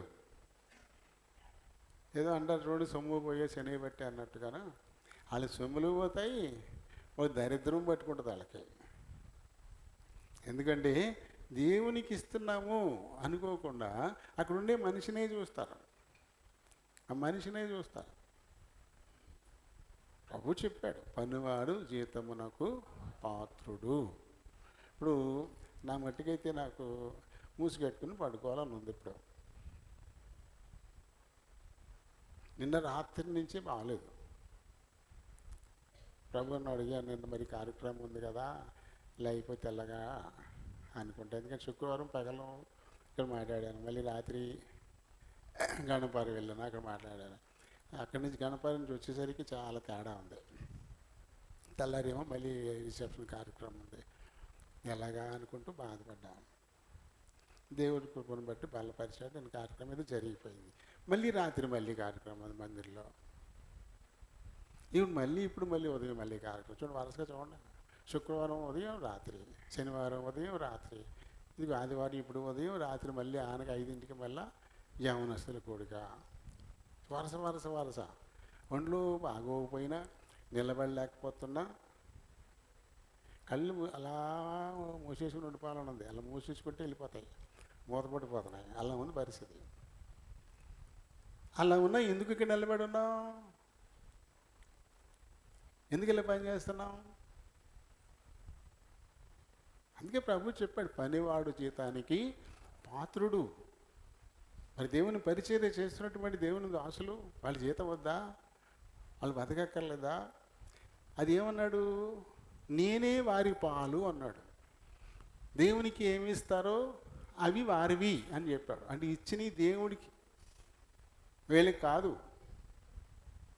కానీ కొంతమంది వీళ్ళే కనబడతారు, మేము ఇచ్చే వాటితో ఎవడేమన్నా నిన్ను, నువ్వు ఇయ్యని చెప్పి దీన్ని బతిమాలేవా? నాకేమి ఇవ్వలే నేను, ఎవడేమన్నాడు? కొంతమంది అయోగ్యులు పట్టుకొచ్చి కానికోపోతారు. అవును, నాకు అక్కర్లేదు, నిజంగా నీకు ఇవ్వాలని ఆశ మందిరానికి రా. అదే తప్ప ఏదో ప్రార్థన చేయమన్నాను, ప్రార్థన చేసి డబ్బులు అడిగలేను వాళ్ళని కాదు మేము. అవును అని పంపించేస్తాం, తీసుకో. అయినా కొంతమంది ఒకరు మాట్లాడాడు అలాగే ఇంటికాడ, మేము ఇచ్చే వాటితోటి ఇదయ్యి మళ్ళీ మా మీద మీ పత్రాలు చేస్తున్నావా అంటే గొడవ చేశాడు మీ ఇంటి దగ్గర. అది దేవుడితో పడుతున్నాడు. 2 సార్లు సోకులు గట్టిగా వచ్చేసింది, మామూలుగా లేవు. దేవుడి మీద తిరుగుబాటు చేస్తాం, ఊరుకుంటాడు దేవుడు. కొట్టేటప్పుడే కొడతాడు, దెబ్బ ఆగిపోతుంది. చాలా దారుణమైన మాటలు మాట్లాడారు అకారణంగా అన్నమాట. చల్లండి, చదవమ్మా. బలులు అర్పించుట కంటే ఆజ్ఞను గైకొనుటయు, పొట్టేళ్ల కొవ్వు అర్పించటం కంటే మాట వినుటయు శ్రేష్టం. దేవుడు ఇష్టపడేవేంటి? బలులు కాదు, పొట్టేళ్ల కొవ్వు కాదు. ఆయన మాట మనం వినాలి, అంటే ఆయన చెప్పినట్టు మనం చెయ్యాలి. వినడం అంటే చెయ్యాలి, చేయడమే. ఉట్టి వినుకోవడం కాదు. వినుట అంటే ఏంటి? విన్నదాని ప్రకారంగా చేస్తేనే వినినట్లు లెక్క. అది దేవుడికి ఇష్టం. తర్వాత చదువు. తిరుగుబాటు చేయుట అంటే మాట వినకుండా ఎదురు తిరగడం, సోది చెప్పడం అంత పాపం అన్నాడు ఆయన. అంటే మరణపాత్రమే. సోది వాళ్ళందరినీ చంపేయమన్నాడు దేవుడు. సోది చెప్పేవాళ్ళని, చిల్లంగి విద్యలు ప్రదర్శించేవాళ్ళని, ఇంద్రజాలకులు అందరినీ చంపి పారేయండి అన్నాడు ఆయన. అంటే సోది చెప్పడం అంత పాపం అంటే మరణపాత్రుడు అని చెప్పాడు అక్కడ కదా. కాబట్టి కానుకలు ఇవ్వడం కాదు, అది బలులు అర్పించడం. ఇప్పుడు బలులు లేవు, అప్పుడు బలులు ఉన్నాయి. ఇప్పుడు ఇవి సమర్పణలు ఇస్తూ ఉంటారు. ఇవి ఇవ్వడం కాదు గొప్ప. బుద్ధిహీనులు చేస్తారు అలా. బుద్ధిహీనులు అర్పించినట్లు నువ్వు అర్పణలు అర్పించకూడదు. తర్వాత చదువు. ఇక్కడికి వచ్చే ప్రసంగి వాడు తెలియకయ్యి, ఎందుకంటే ఆడు బుద్ధిహీనుడు, ఆడు భక్తిహీనుడు, అడిగి తెలియదు. అందుకే ఇలాంటి దుర్మార్గ పనులు వాడు చేస్తుంటారు. నీకు తెలుసు కదా, తెలిసి అలా ఎలా చేస్తావు? వాడు తెలియకనే చేస్తా ఉన్నాడు. కాబట్టి తెలిసి నువ్వు ఎలా చేయాలి? చదువు. నీవు దేవునికి మొక్కుబడి చేసుకొనిన తర్వాత దానిని చెల్లించడానికి అసలు ఆలస్యమే చెయ్యొద్దు. ఎవరు ఆలస్యం చేస్తారు? బుద్ధిహీనులే ఆలస్యం చేస్తారు. వాళ్ళ యందు ఆయనకి అసలు ఇష్టం ఉండదు. ఎలా ఉంటుందంటే కొంతమంది చేస్తుంటారు, పిల్లకి పెళ్లి చేయాలనుకుంటున్నామండి అన్నయ్య గారా, పెళ్లి చేయాలనుకుంటున్నామండి, ప్రార్థన చేయండి, సంబంధం వచ్చేలాగా అలా అడుగుతారు. అయితే అది అప్పుడు అందరి కొరకు ప్రార్థన చేస్తూనే ఉంటాం. తర్వాత సంబంధం కుదిరిపోద్ది, పెళ్ళి కూడా అయిపోద్ది. అయితే ఆ పిల్లలకి సంబంధం కుదిరి పెళ్ళి అయిపోతే కృతజ్ఞత కూడి పెట్టుకుంటానని మొక్కుబడి చేసేస్తారు. అప్పుడు ప్రార్థన చేసిన పెళ్ళి అయిపోయింది కదా, నా దేవాన్ని ఎంత గొప్పడు నాయన, నా కూతురికి పెళ్లి చేసేసాను నాయన, నేను తుది కొడుకు పెట్టుకుంటాను నాయన అని చెప్పేసుకుంటారు. పెళ్ళి అయిపోద్ది. ఆ పెళ్ళైన కాడి నుంచి మొదలవుతాయి ఖర్చులు కదా. వెళ్తారు, అల్లుడు మెల్లొస్తాడు, అలకపాను పెక్కుతాడు. ఏంటి బాబా, మహాను బాబా, మంచం ఎప్పుడు దిగుతావు? ఆ మోటార్ సైకిల్ కొను, అప్పుడు దిగుతాను అంటాడు. ఇప్పుడు ఈ మోటార్ సైకిల్కి అప్పటికే పెళ్ళికి బోల్డ్ డబ్బులు అయిపోయినాయి. కాబట్టి ఇప్పుడు మోటార్ సైకిల్కి మళ్ళీ 1,25,000 అప్పు చేయాలి. మళ్ళీ వెళ్ళి అప్పు చేసుకుని అది పట్టుకొచ్చి అడిగి బండి ఇస్తారు. ఇక కూడికి పెట్టుకుందామంటే చేతిలో సౌర్లు డబ్బులు కనబడట్లేదు. ఇంకా ఆలస్యం చేస్తుంటారు. ఈ లోపల మళ్ళీ అమ్మాయి నీళ్ళు ఆడుతుంది. శుభవార్త వచ్చింది, శుభవార్త, నువ్వు నా అమ్మమ్మ కాబోతున్నావా లేదా నువ్వు అమ్మమ్మ కాబోతున్నావే అని చెప్పేసి చెప్తారు. అమ్మ నా బాబీ అని స్కానింగ్, అక్కడి నుంచి మళ్ళీ ఆసుపత్రులు మొదలవుతాయి. స్కానింగ్ తీసుకెళ్ళి మందులు ఇప్పించి మళ్ళీ పంపలే. అది అటుకెక్కేసింది. పెళ్ళైన వెంటనే నా కూతురు పెళ్ళైన వెంటనే నీ కృతజ్ఞత కూడికి పెట్టుకుంటాను ఆయన అని మొక్కుకున్నాయి. కానీ ఓ దానాకాలు కూడా ఇవి తగులుతున్నాయి. ఇంకా దాన్ని అటుకెక్కిచ్చేసాను. ఇంక ఇవి ఆ తర్వాత పూరుడు, మళ్ళీ దానికి ఒక 50,000 70,000 మళ్ళీ ఖర్చు, మళ్ళీ తర్వాత పిల్ల, దానికి మళ్ళీ బారసాల, మళ్ళీ ఇలాంటివన్నీ మొదలవుతాయి. 5 నెలలు మళ్ళీ బిడ్డ సారితో మళ్ళీ పంపించాలి. ఇది అటుకెక్కేసింది. దీని పని అయిపోయింది. నీ పాపం పెరిగిపోట్ల నీకు అన్నీ సక్రంగా సవ్యంగా సాగాలనుకుంటే ఆ మొట్టమొదటిది నువ్వు నెరవేర్చాలి. మొదటిసారి నువ్వు నమ్మకంగా ఉంటే, ఆ మొదటి విషయంలో నువ్వు నమ్మకంగా ఉంటే, నువ్వు ఏదైతే ప్రభు దగ్గర నువ్వు ముక్కుపడి చేసుకున్నావో దాన్ని నువ్వు తీరిస్తే ఆ తర్వాత అన్నిటినీ దేవుడు సానుకూలపరుస్తాడు. అన్నీ చక్కగా సవ్యంగా సాగిపోతాయి. 1,50,000 పెట్టి బండి కొనిస్తాక డబ్బులు ఉన్నాయి. ఆ తర్వాత పిల్లకి స్కానింగ్లు చేయతాక మందులు కొనిస్తాక ఇల్లు డబ్బులు ఉన్నాయి. కానీ ఇంటి దగ్గర దైవజనుడిని సంఘాన్ని పిలుచుకొని కృతజ్ఞత కూడి పెట్టుకోవడానికి డబ్బు లేదు. దీనివల్ల ఏం సంపాదించుకుంటున్నారు వీళ్ళు? ఇది పాపం అవుతుంది అని చెప్పాడు ఆయన. నువ్వు ముక్కుపడి చేసుకుంటే అది వెంటనే తీర్చేయి. ప్రభు రాబట్టుకుంటాడు దానికి. నీకు పాపం అవుతుంది అంటే నీకు బాధ, నీకు కష్టం కలుగుతుంది దీనివల్ల అని దేవుడు చెప్పినటువంటి మాటే. కానీ ఏం చేస్తారు? ఇలా బుద్ధిహీనుల్లాగానే ప్రవర్తిస్తుంటారు. ఇటువంటివి ప్రభుకి ఇష్టం ఉండదు. తర్వాత నీవు మొక్కుకొని దానిని చెల్లించు. నువ్వు మొక్కుకొని చెల్లింపకుండుట కంటే మొక్కుకొనక ఉండడమే మేలు. అసలు ఎవడు మొక్కుకోమరా నేను ఎవడు ఒట్టెట్టుకోమరా ఒట్టు. God promise, mother promise. ఇప్పుడు ఇక్కడ పట్టుకుంటున్నారు కొంతమంది. కొత్త ట్రెండ్ వచ్చింది ఇప్పుడు. ప్రమాణం చేస్తే గాడ్ ప్రామిస్ అండి ఇక్కడ పెట్టుకుంటున్నారు. ఇంటి కనుక్కుంటున్నారు. వాడు ఇది ఎవడో పెడతాడు, నేర్చుకుంటే దాన్ని వెంటాడుతూ ఉంటారు. చూడండి, ఎవరైనా ఇలా ప్రామిస్ మాట ఇక్కడ పట్టుకుంటున్నారు చూడండి, గమనించండి. ఇలా అంటే నా పేక నా మీద నేను ఒట్టు పెట్టుకుంటున్నాను చెప్పేసి. అసలు ఒట్టు అనేది నువ్వు పెట్టుకోవద్దని చెప్తున్నాడు కదా ప్రభు. దేని మీద నీకు హక్కు ఉందని ఒట్టు పెడతావు నువ్వు?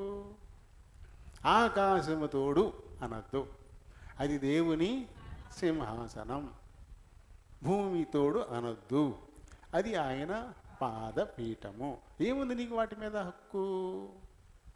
నీకు హక్కు లేని దాన్ని ఎలా ఒట్టి పెడతావు నువ్వు? నా తలతోడు అనొద్దు. నీ వెంట్రుకను తెల్లగానైనా నల్లగానైనా నువ్వు మార్చుకోగలవా?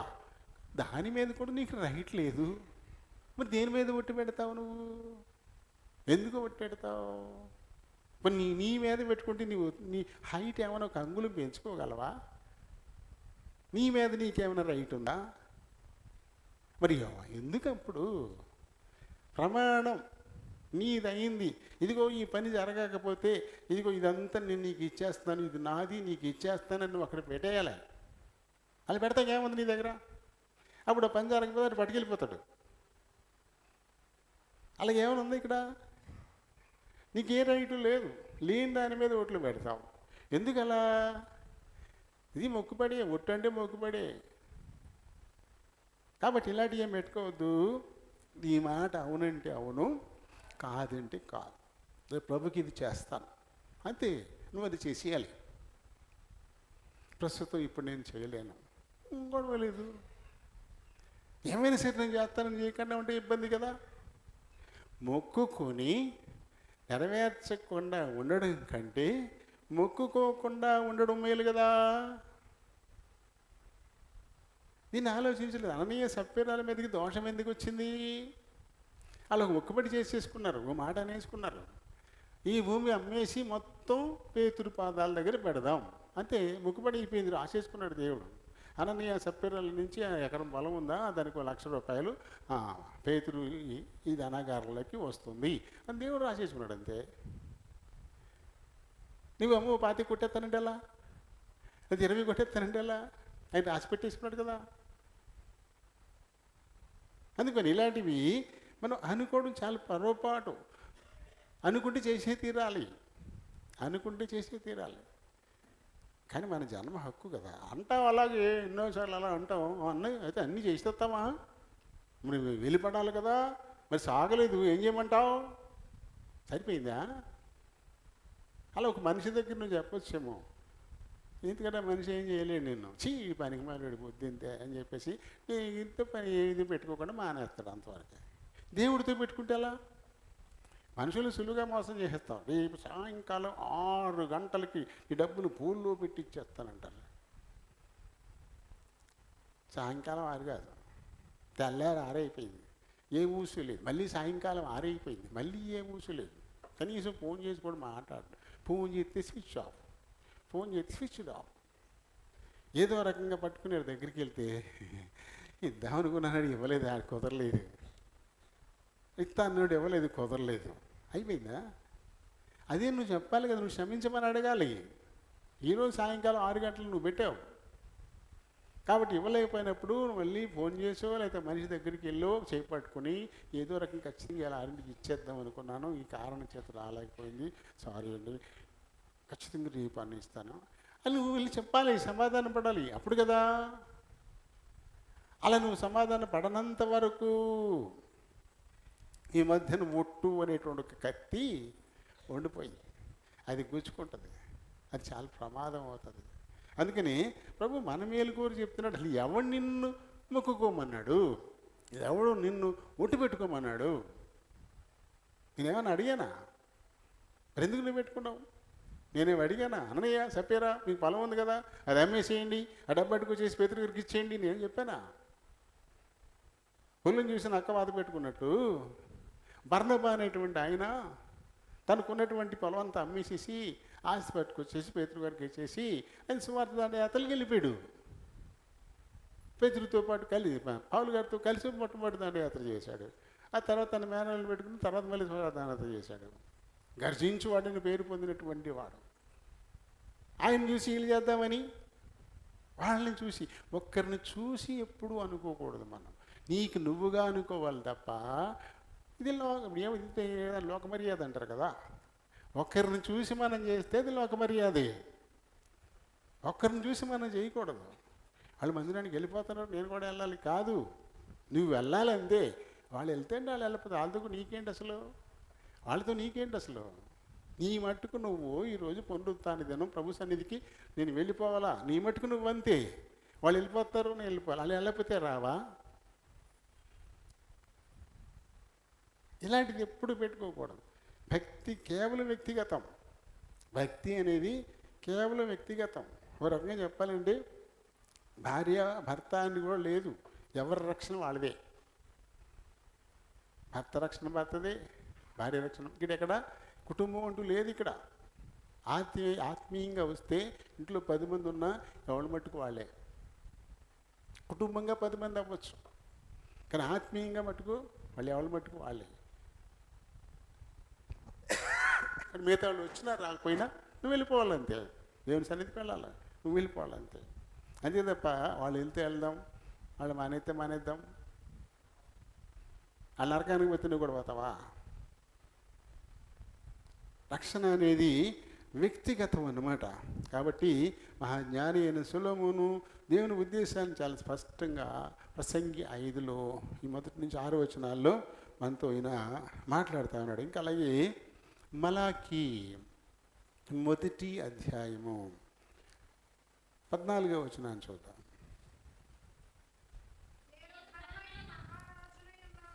నేను ఘనమైన మహారాజునై ఉన్నాను, అన్యజనులలో ఆ నామము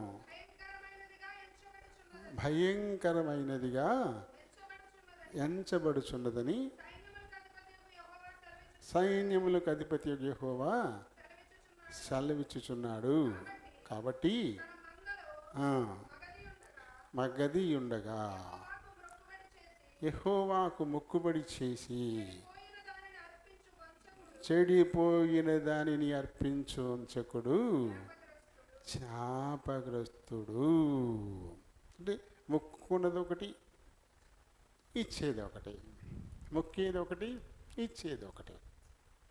అననీయ సప్పీరాలు మొక్కుకున్నది, మళ్ళీ చెప్తున్నాను, 5 మూటలు అనుకోండి 5ను మొక్కుకున్నది 5ను.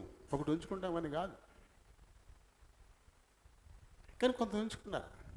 అలాగే ఇక్కడ ఒక మంచిది దేవునికి ఇద్దామని అనుకుని మంచిదాన్ని తొక్కుపెట్టేసి ఒక జబ్బుదాన్ని ఇవ్వడం. ఏమవుతారు ఇలాంటి వాళ్ళు? శాపగ్రస్తులు. మరి తెలిసి చేస్తున్నారో తెలియక చేస్తున్నారో, లేకపోతే పిల్లలకి ఇస్తే వాళ్ళు చింపేస్తున్నారో తెలియదు, కానీ ఆఫరింగ్ బాక్స్లో చింపేసిన కాగితాలు వేస్తున్నారు.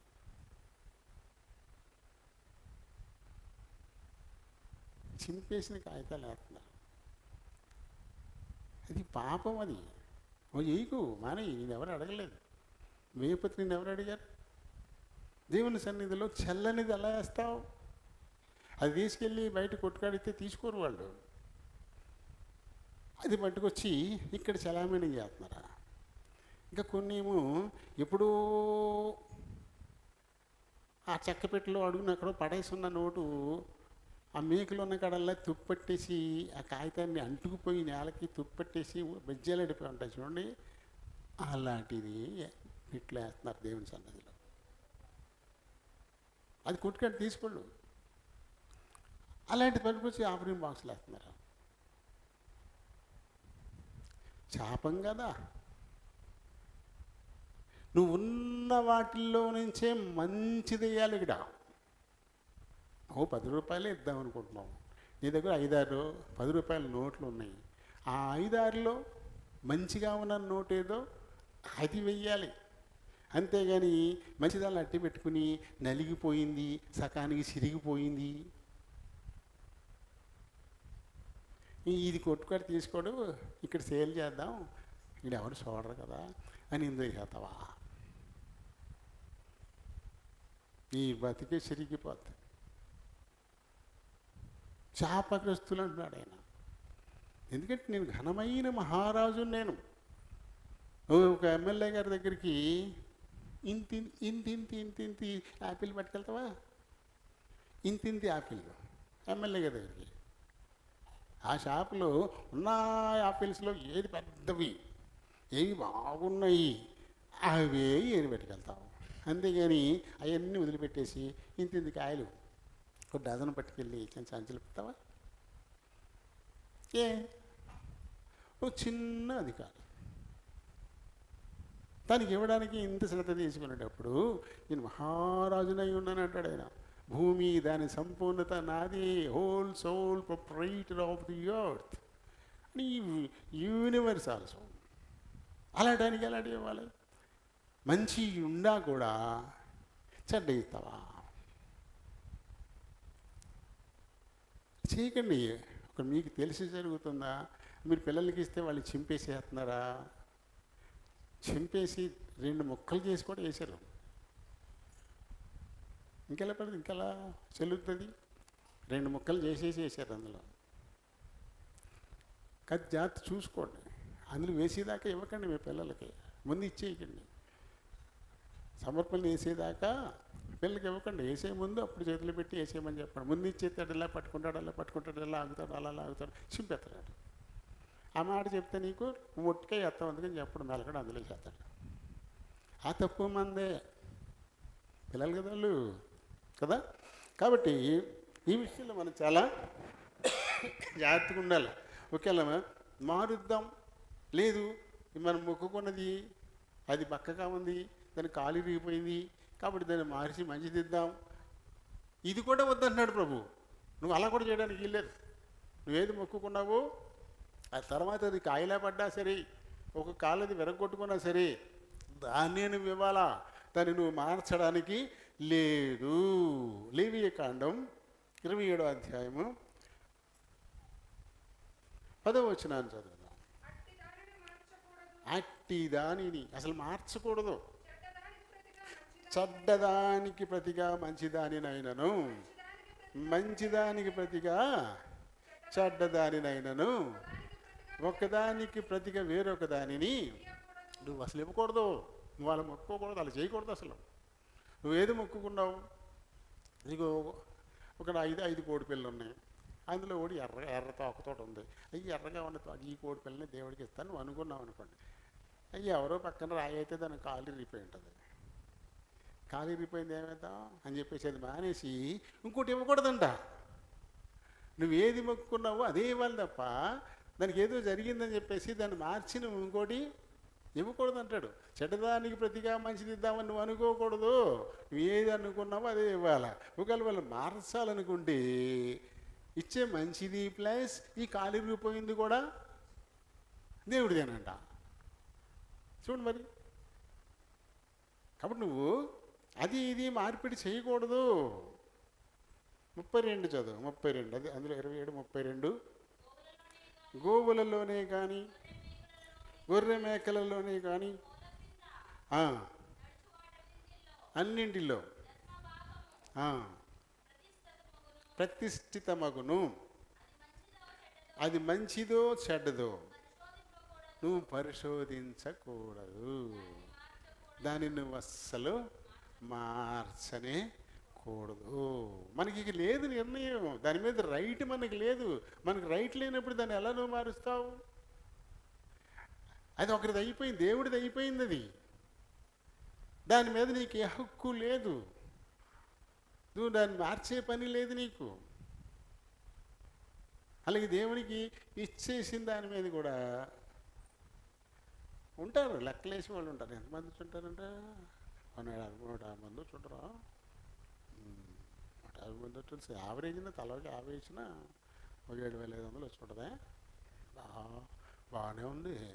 4 వారాలంటే ఇంక ఈ కాకుండా ఈలాంటి పనికి మళ్ళీ లెక్కలేసి ఇస్కరియోతు యోధాలు కూడా ఉంటారు. నువ్వు ఏమిచ్చావో అది దేవుడికి ఇచ్చేసావు. అది దేవుడిది. దాని గురించి, దాని మంచి చెడ్డల గురించి, దాన్ని ఎలా ఉపయోగిస్తున్నారో ఇది నీది కాదు. అది దేవుడికి నువ్వు ఇచ్చేసిన తర్వాత తను ఇష్టం వచ్చినట్టు చేసుకుంటాడు. నీకెందుకు? దేవుడికి ఇచ్చేసావు.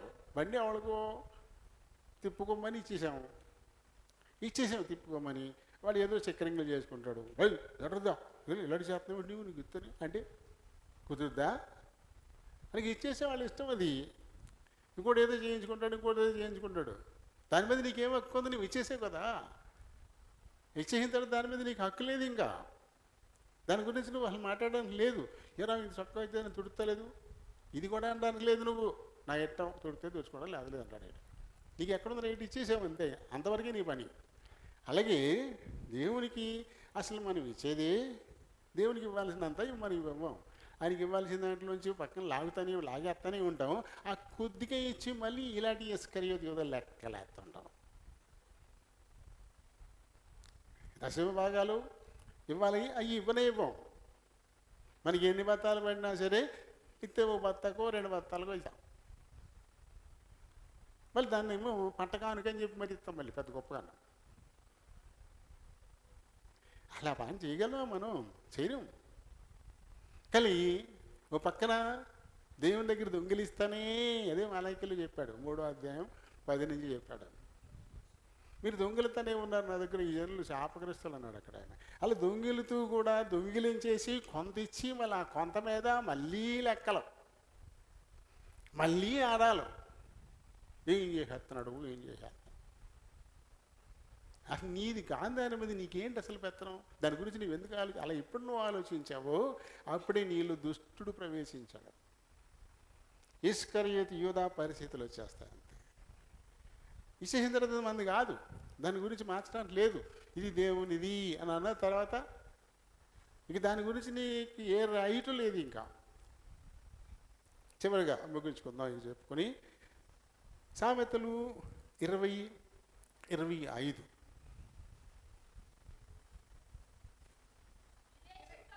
వివేచింపక ప్రతిష్ఠితమని చెప్పుటయు మొక్కుకొనిన తర్వాత దానిని గూర్చి విచారించుటయు ఒకడికి ఊరే. అంతే. నువ్వేది అనుకుంటావో అది ముందే వివేచించు. అనుకున్నది సరియేనా, ఇది అలా నేను నెరవేర్చగలనా అని దాని ముందుగానే నువ్వు ఆలోచన చేసి ఏమైనా సరే నేను తీర్చగలను అని నువ్వు అనుకుంటే నువ్వు ఆ పని చెయ్యి. అంతేగాని చేయలేదని అనుకోవడం, ఆ తర్వాత మన పేక మీద గురొచ్చే పరిస్థితి. ఈ యెఫ్తాలా ఉండాలంతే.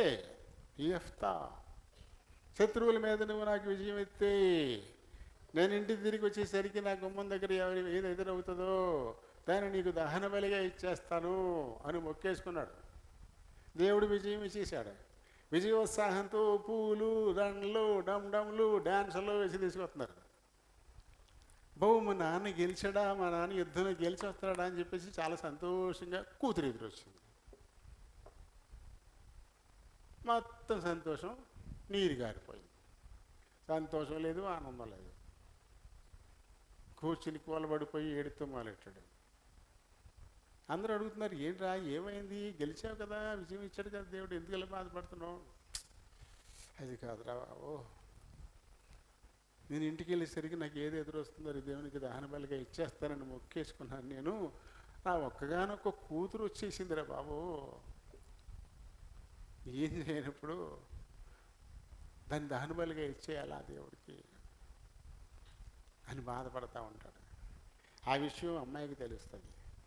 ఆ అమ్మాయి తండ్రి దగ్గరికి వస్తుంది. నాన్న, నన్ను మొక్కుకున్నావా, నన్ను నువ్వు మొక్కుకున్నావా, దేవునికి దహన బలిగా ఇచ్చేస్తానని నన్ను మొక్కుకున్నావా? అలాగే ఇచ్చేసి, కాకపోతే నా కన్యాత్వం కొరకు కొద్ది రోజులు పట్టు, నేను దుఃఖం సెలవుతాను నా స్నేహితులతో కలిసి, ఆ కొద్ది రోజులు నాకు ఇయ్యి, ఆ తర్వాత నన్ను దహన బలిగా ఇచ్చేసి అంటది ఆ కూతురు. అలాంటి కూతుళ్ళు ఉన్నారా? ఇప్పుడున్నారు అలాంటి కూతుళ్ళు. లేదు, నీ చావు నువ్వు చావు అంటారు అంతే. నీ చావు నువ్వు చావు, కన్నావు కాబట్టి ఇష్టం వచ్చినట్టుగా అనేస్తావా, నీ ఇష్టమైపోద్దా, ఏముంది నా మీద నీకు హక్కు, ఈ రకంగా దెబ్బలాడతారు. నిజంగా అమ్మాయి దహన బలిగా వెళ్ళిపోతే దేవుని దగ్గరికి వెళ్ళిపోద్ది. ఇంకా ఈ లోకంలో తన కష్టాలు పడాల్సిన పని లేదు. చరిత్రలో అమ్మాయి పేరు రాయబడలేదు, కానీ తన గురించి యెఫ్తా కుమార్తెగా మనం చెప్పుకుంటున్నాం. అలా నువ్వు ఏదైతే మొక్కుకున్నావో ఎట్టి పరిస్థితుల్లోనే సరే దాన్ని నువ్వు చేయాల్సిందే. చెయ్యకపోతే పాపం అవుతుంది. పాపం వల్ల తలకాయపోవటం, పాపం వల్ల మనోవ్యాధి, పాపం వల్ల అశాంతి, నెమ్మది లేని పరిస్థితి, పాపం వల్ల చాలా వస్తాయి. అందుకని ప్రభు ఏది దాచుకోలేదు, ముందే చెప్పేశాడు. నువ్వు నాకు మొక్కుకున్నది అన్నీ తీర్చేయి. నువ్వు తీర్చకపోయినా నేను రాబట్టుకుంటాను, పైగా నీకు అది పాపం అవుతుంది. నువ్వు మొక్కుకొని తీర్చకుండా ఉండడం కంటే మొక్కుకోవడం మానేయి, నేను ఎవరు అడిగారు అని చెప్పాడు ప్రభు. మరి ఇంకే గొప్పకు పోయి మనం మొక్కుకోవడం ఎందుకు, చేయకపోవడం ఎందుకు? గొప్పకు పోయారు అననే చెప్పారు, మా పొలం అమ్మేసి ఇచ్చేస్తామని, కానీ ఆ పని చేయలేకపోయారు. పేతురు అడిగినా ఆ అతిక్రమాన్ని ఒప్పుకోలేకపోయారు. అతిక్రమాన్ని ఒప్పుకోకపోవడాన్ని బట్టి వచ్చే పర్యవసానం మరణమే అయింది. ఇక్కడ మన ఆది తల్లిదండ్రులు అది మరణమే, ఆధ్యాత్మిక మరణం. దేవునితో సంబంధం తెగిపోయింది. పరదేశంలో నుంచి బయటికి తరిమేశాడు. మన ఆది తల్లిదండ్రులు కూడా ప్రభు దగ్గర ఒప్పుకోలే, వాడు చేసిన దాన్ని, అతిక్రమాన్ని దాచిపెట్టేశారు. వాళ్ళు ఒప్పుకోలే. అందుకు అలాగే వీళ్ళు కూడా ఒప్పుకోలే. వీళ్ళు చచ్చారు, వాళ్ళు ఆధ్యాత్మికంగా చచ్చి మనల్ని అందరినీ కూడా చంపారు. మనందరం కూడా పేరుకి ఏదో బతుకున్నాం తప్ప మనందరం మృతులమే అని బైబిల్ చెప్తుంది కదా. కాబట్టి చాలా జాగ్రత్త వహించాలి మనం. మనకి తెలుస్తూ ఉంటాయి. కీర్తనకారుడు దావీదు అన్నట్టు మా అతిక్రమాలు మాకు తెలిసియే ఉన్నాయి అంటాడు. ఎందుకు తెలియదు? నువ్వు చేసింది నీకు తెలీదా? నీకు తెలియకుండా ఏం జరిగిపోద్ది? నీకు తెలియకుండా నువ్వేం మాట్లాడు, నువ్వు తెలియకుండా నువ్వు ఎక్కడికి పోవు, నువ్వు తెలియకుండా నువ్వు ఏది చెయ్యు. అన్నీ నీకు తెలిసే అన్నీ చేస్తావు, అన్నీ తెలిసే చేస్తావు, అతిక్రమించేస్తావు. అది నీ మనసులో ఒక వేదన కలిగిస్తుంది. దేవుని చిత్తానికి విరుద్ధంగా నేను నడుచుకున్నాను. అప్పుడు ఏం చేయాలి? ప్రభు దగ్గరికి వచ్చి ఒప్పేసుకోవాలి. నాయన ఇలాంటి అతిక్రమం చేశాను, నీ చిత్తానికి విరుద్ధంగా ఇలా నేను నడుచుకున్నాను అని చెప్పేసి క్షమించమని ప్రభు పాదాల దగ్గరకు వచ్చేసేయాలి. మనం తెలియకుండా ఏమీ చేయడం లేదు. తెలియకుండా జరిగిపోతే దోషం అంటారు దాన్ని. తెలిసి జరిగేదే అతిక్రమం. ఇది చెయ్యకూడదు అని తెలిసి కూడా చేస్తూ ఉన్నావు, దాన్ని అతిక్రమం అని చెప్పేసి అంటారు. అందుకని అలా అతిక్రమాన్ని దాచిపెట్టేవాడు ఏదో ఒక పరిస్థితుల్లో తప్పు చేసేసి దాన్ని ప్రభు దగ్గరికి వచ్చి ఒప్పుకోకుండా ఉండడం, దానివల్ల మరణమే. అది ఒప్పుకుంటే విడిచిపెడితే కనికరాన్ని పొందుతాం. దేవుడి మాటల్ని దీవించునుగాక. ప్రేమ కలిగిన మా ప్రియ పరలోకపు తండ్రి, వందనాలు స్తోత్రాలు. మీ కృప చొప్పున ఇంతవరకు మా మధ్య నుండి అతిక్రమాలు దాచిపెట్టేవాడు వర్ధలడు, ఒప్పుకొని విడిచిపెట్టేవాడు కనికరం పొందుతాడు అనేటువంటి వాక్యాన్ని బట్టి అపోస్తలుల కార్యాలు 5:1-10 వచనాల్లో అతిక్రమాన్ని దాచిపెట్టిన అననీయ సప్పీరాలకు సంభవించిన విషయాలను మాకు తెలియజేయడం ద్వారా మేము ఎలా నడుచుకోవాలి అని మాకు మీరు బోధించినందుకే హృదయమారా మిమ్మల్ని స్తుతిస్తూ ఘనపరుస్తున్నాను. విన్న మాటలు మా పిల్లలు తమ హృదయాల్లో భద్రపరుచుకొని ఆ ప్రకారంగా నడుచుకోవడం ద్వారా సహాయం చేయండి. ఇప్పుడు ఆరాధించబోతున్నారు, మీరు ఆత్మయ్య ఉన్నారు కనుక ఆత్మతో సత్యముతో ఆరాధించడానికి సహాయం చేయమని ప్రభు అయిన యేసు నామములో ఈ మనవులు సమర్పిస్తున్నాను మా పరమ తండ్రి, ఆమేన్. గలతీయులకు రాసిన పత్రిక 2వ అధ్యాయము 19, 20, 21 వచనాలు చదువుదాం. నేనైతే దేవుని విషయమై జీవించు నిమిత్తము ధర్మశాస్త్రం వలన ధర్మశాస్త్రం విషయమై చచ్చిన వాడనైతిని. నేను క్రీస్తుతో కూడా సిలువ వేయబడి ఉన్నాను. ఇకను జీవించువాడును నేను కాను, క్రీస్తే నా యందు జీవించుచున్నాడు. నేను ఇప్పుడు శరీరమందు జీవించుచున్న జీవితము నన్ను ప్రేమించి నా కొరకు తన్ను తాను అప్పగించుకొనిన దేవుని కుమారుని అందలి విశ్వాసం వలన జీవించుచున్నాను. నేను దేవుని కృపను నిరర్ధకము చెయ్యను. నీతి ధర్మశాస్త్రం వలననైతే ఆ పక్షమందు క్రీస్తు చనిపోయినది నిష్ప్రయోజనమే. దేవుడు పరిశుద్ధ వాక్యం దీవించును గాక. ఆమేన్. చిన్న ప్రార్థన చెప్పుకుందాం. కనికర సంపన్నుడా, వందనాలు స్తోత్రాలు. మరొక మారు మీ కృపాసన్నిధికి వస్తున్నాం. మా వెనుకడిలోనికి తేబడిన లేఖనాన్ని దీవించండి. ఈ లేఖనాన్ని బట్టి దీని నుండి బలహీన ప్రభా కొద్ది నిమిషాలు నేను మరి మాట్లాడడానికి నిలబడుతున్నాను. నన్ను మరుగు చేయండి, నన్ను ఖాళీ చేయండి. మీ చిత్తానుసారమైన మాటలు నా నోటి నుంచి వేరే మాట్లాడుకొని మహిమ తెచ్చుకోండి. చేర్చబడిన మా పిల్లలందరినీ నీ తట్టు ఆకర్షించుకోనండి. కొద్ది సమయం తమ హృదయాలు చోల్ని పరలోకపు గవిని వైపు కేంద్రీకరించలేక సహాయం చేయమని మా ప్రభు యేసు నామములో ఈ మనవులు సమర్పిస్తున్నాను మా పరమ తండ్రి, ఆమేన్. Praise the lord. మన పితరుడును అపోస్తలుడైనటువంటి పౌలు గలతీ సంఘానికి మరి రాస్తూ ఈ రీతి ఆయన మాట్లాడుతూ ఉన్నాడు. ఏంటంటే, నేనైతే దేవుని విషయమై జీవించు నిమిత్తము ధర్మశాస్త్రము వలన ధర్మశాస్త్రము విషయమై చచ్చిన వాడైతని. అంటే ఇక్కడ ఆయన చెప్తున్న విషయం ఏంటంటే, ధర్మశాస్త్రము కేవలం కర్మకాండలతో నిండుకున్నది. అందులో ఎలా చేయమన్నాడో ప్రభు అలా చేయడం అంతే. అది దానివల్ల ఏంటి అవసరం, ఇక ఏమీ ఉండదు. కర్మకాండ అనమాట. ఆయన అలా చేయాలి, అలా చేసుకొని వెళ్ళిపోవడమే తప్ప అది చెయ్యాలా చేయకూడదా, అప్పుడు అవసరమా కాదా, ఇంకా ఏమి ఉండవు. కాబట్టి నేను దేవుని విషయమై జీవించే నిమిత్తము కేవలం కర్మకాండకు మాత్రమే పరిమితమైనటువంటి ధర్మశాస్త్ర విషయంలో నేను చనిపోయాను. మరి ఇప్పుడు నేను జీవించేది యేసుక్రీస్తునందలి విశ్వాసము వలన జీవిస్తా ఉన్నాను నేను అంటాడు. కానీ ప్రతివారు యేసుక్రీస్తు అందలి విశ్వాసం అంటే క్రీస్తు మన కొరకు లోకానికి వచ్చి మరి మన స్థానంలో తనను తాను బలిగా పెట్టుకున్నాడు. ఆయన మన కోసం మన పాప శాపముల నిమిత్తము తన్ను తానే బలిపీఠం మీద ఎక్కించుకొని సిలువ అనేటువంటి బలిపీఠం మీద ఆయన చనిపోయాడు. కాబట్టి ఇప్పుడు మనం జీవించాల్సింది మన కోసము చనిపోయిన క్రీస్తు కొరకు, తన రక్తమిచ్చి మనల్ని కొనుక్కున్నటువంటి క్రీస్తు కొరకు.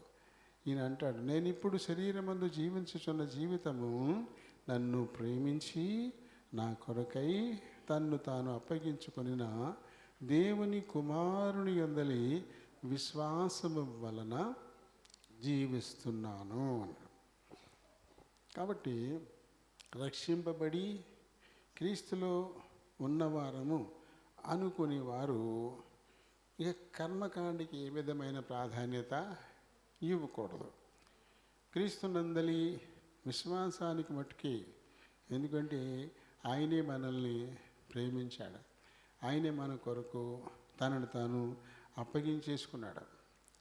కాబట్టి ఆయన యందలి విశ్వాసం వల్ల మాత్రమే మనం జీవించాలి. ఆయన ఎత్తబడే ముందు శిష్యులందరినీ గ్యాదర్ చేసి, ఇదే మీతో నేను చేసే ఆఖరి భోజనం అని చెప్పి రొట్టెని ఎత్తి పట్టుకుని, ఇది మత్తయి సువార్త 26వ అధ్యాయంలో 26వ వచనం నుంచి ఉంటుంది. ఇది మీ కొరకు ఇవ్వబడుతున్న నా దేహము, దీనిలో పాలు పొందండి అని చెప్పాడు. అలాగే ఒక పాత్రను పట్టుకొని, ఇది నా రక్తం, రక్తం వల్ల నేను కొత్త నిబంధన మీకు ఇస్తున్నాను, నేను దీనిలో కూడా పాలు పొందని నేను వచ్చే పర్యంతం నా మరణాన్ని పునరుత్థానాన్ని మీరు ప్రచురించేస్తారు అని చెప్పి ఇచ్చాడు ప్రభు. అదే విషయాన్ని కొరింథీయులకు రాసిన మొదటి పత్రికలో 11వ అధ్యాయం 23వ వచనం నుంచి పౌలు గారు మళ్ళీ జ్ఞాపకం చేస్తాడు. నేను మీకు అప్పగించిన దానిని ప్రభువు వలన పొందితిని అంటాడు. అంటే ప్రభువే ఇచ్చినటువంటిది అన్నమాట ఇది.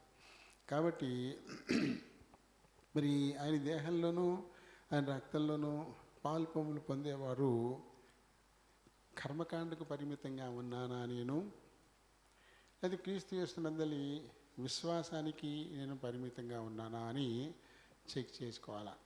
అంటే కర్మకాండ ఏంటి? విశ్వాసం లేకుండా కూడా మందిరానికి రావచ్చు, విశ్వాసం లేకుండా కూడా బైబిల్ సంకరమెట్టుకొని తిరగవచ్చు, విశ్వాసం లేకుండా కూడా బైబిల్ చదవచ్చు, విశ్వాసం లేకుండా కూడా ప్రార్థన చేయొచ్చు, విశ్వాసం లేకుండా కూడా సాక్ష్యాలు చెప్పచ్చు. ఇలా చేయడానికి విశ్వాసానికి సంబంధం లేదు. దాన్ని కర్మకాండ అంటాం. కాబట్టి ధర్మశాస్త్రం మళ్ళీ రక్షించలేకపోయింది కాబట్టి ప్రభు మళ్ళీ రావాల్సి వచ్చింది. అందుకని ఈ ధర్మశాస్త్రం విషయమై నేను చచ్చిపోయాను.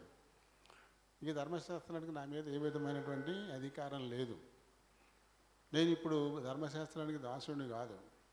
నన్ను ప్రేమించి నా కొరకు తను తాను అప్పగించుకున్నటువంటి క్రీస్తుకే నేను దాసుడిని. ఆయన యందలి విశ్వాసం వల్లనే నేను బతుకుతున్నాను అని చాలా ఘంటాపదంగా గలతీ సంఘంతో మరి పౌలు గారు చెప్తూ ఇప్పుడు మనకు కూడా చెప్తా ఉన్నాడు. మరి ప్రభు దేహంలో రక్తంలో పాలు పొంగులు పొందాలి అంటే కర్మకాండ చేసేవాళ్ళు అర్హులు కారు. హృదయపూర్వకంగా క్రీస్తునందు విశ్వాసం ఉంచి నేనే మార్గమునని ఆయన చెప్పాడు కాబట్టి అదే మార్గంలో ఎవరు నడుస్తున్నారో వారికి మట్టుకే అర్హత ఉంటుంది.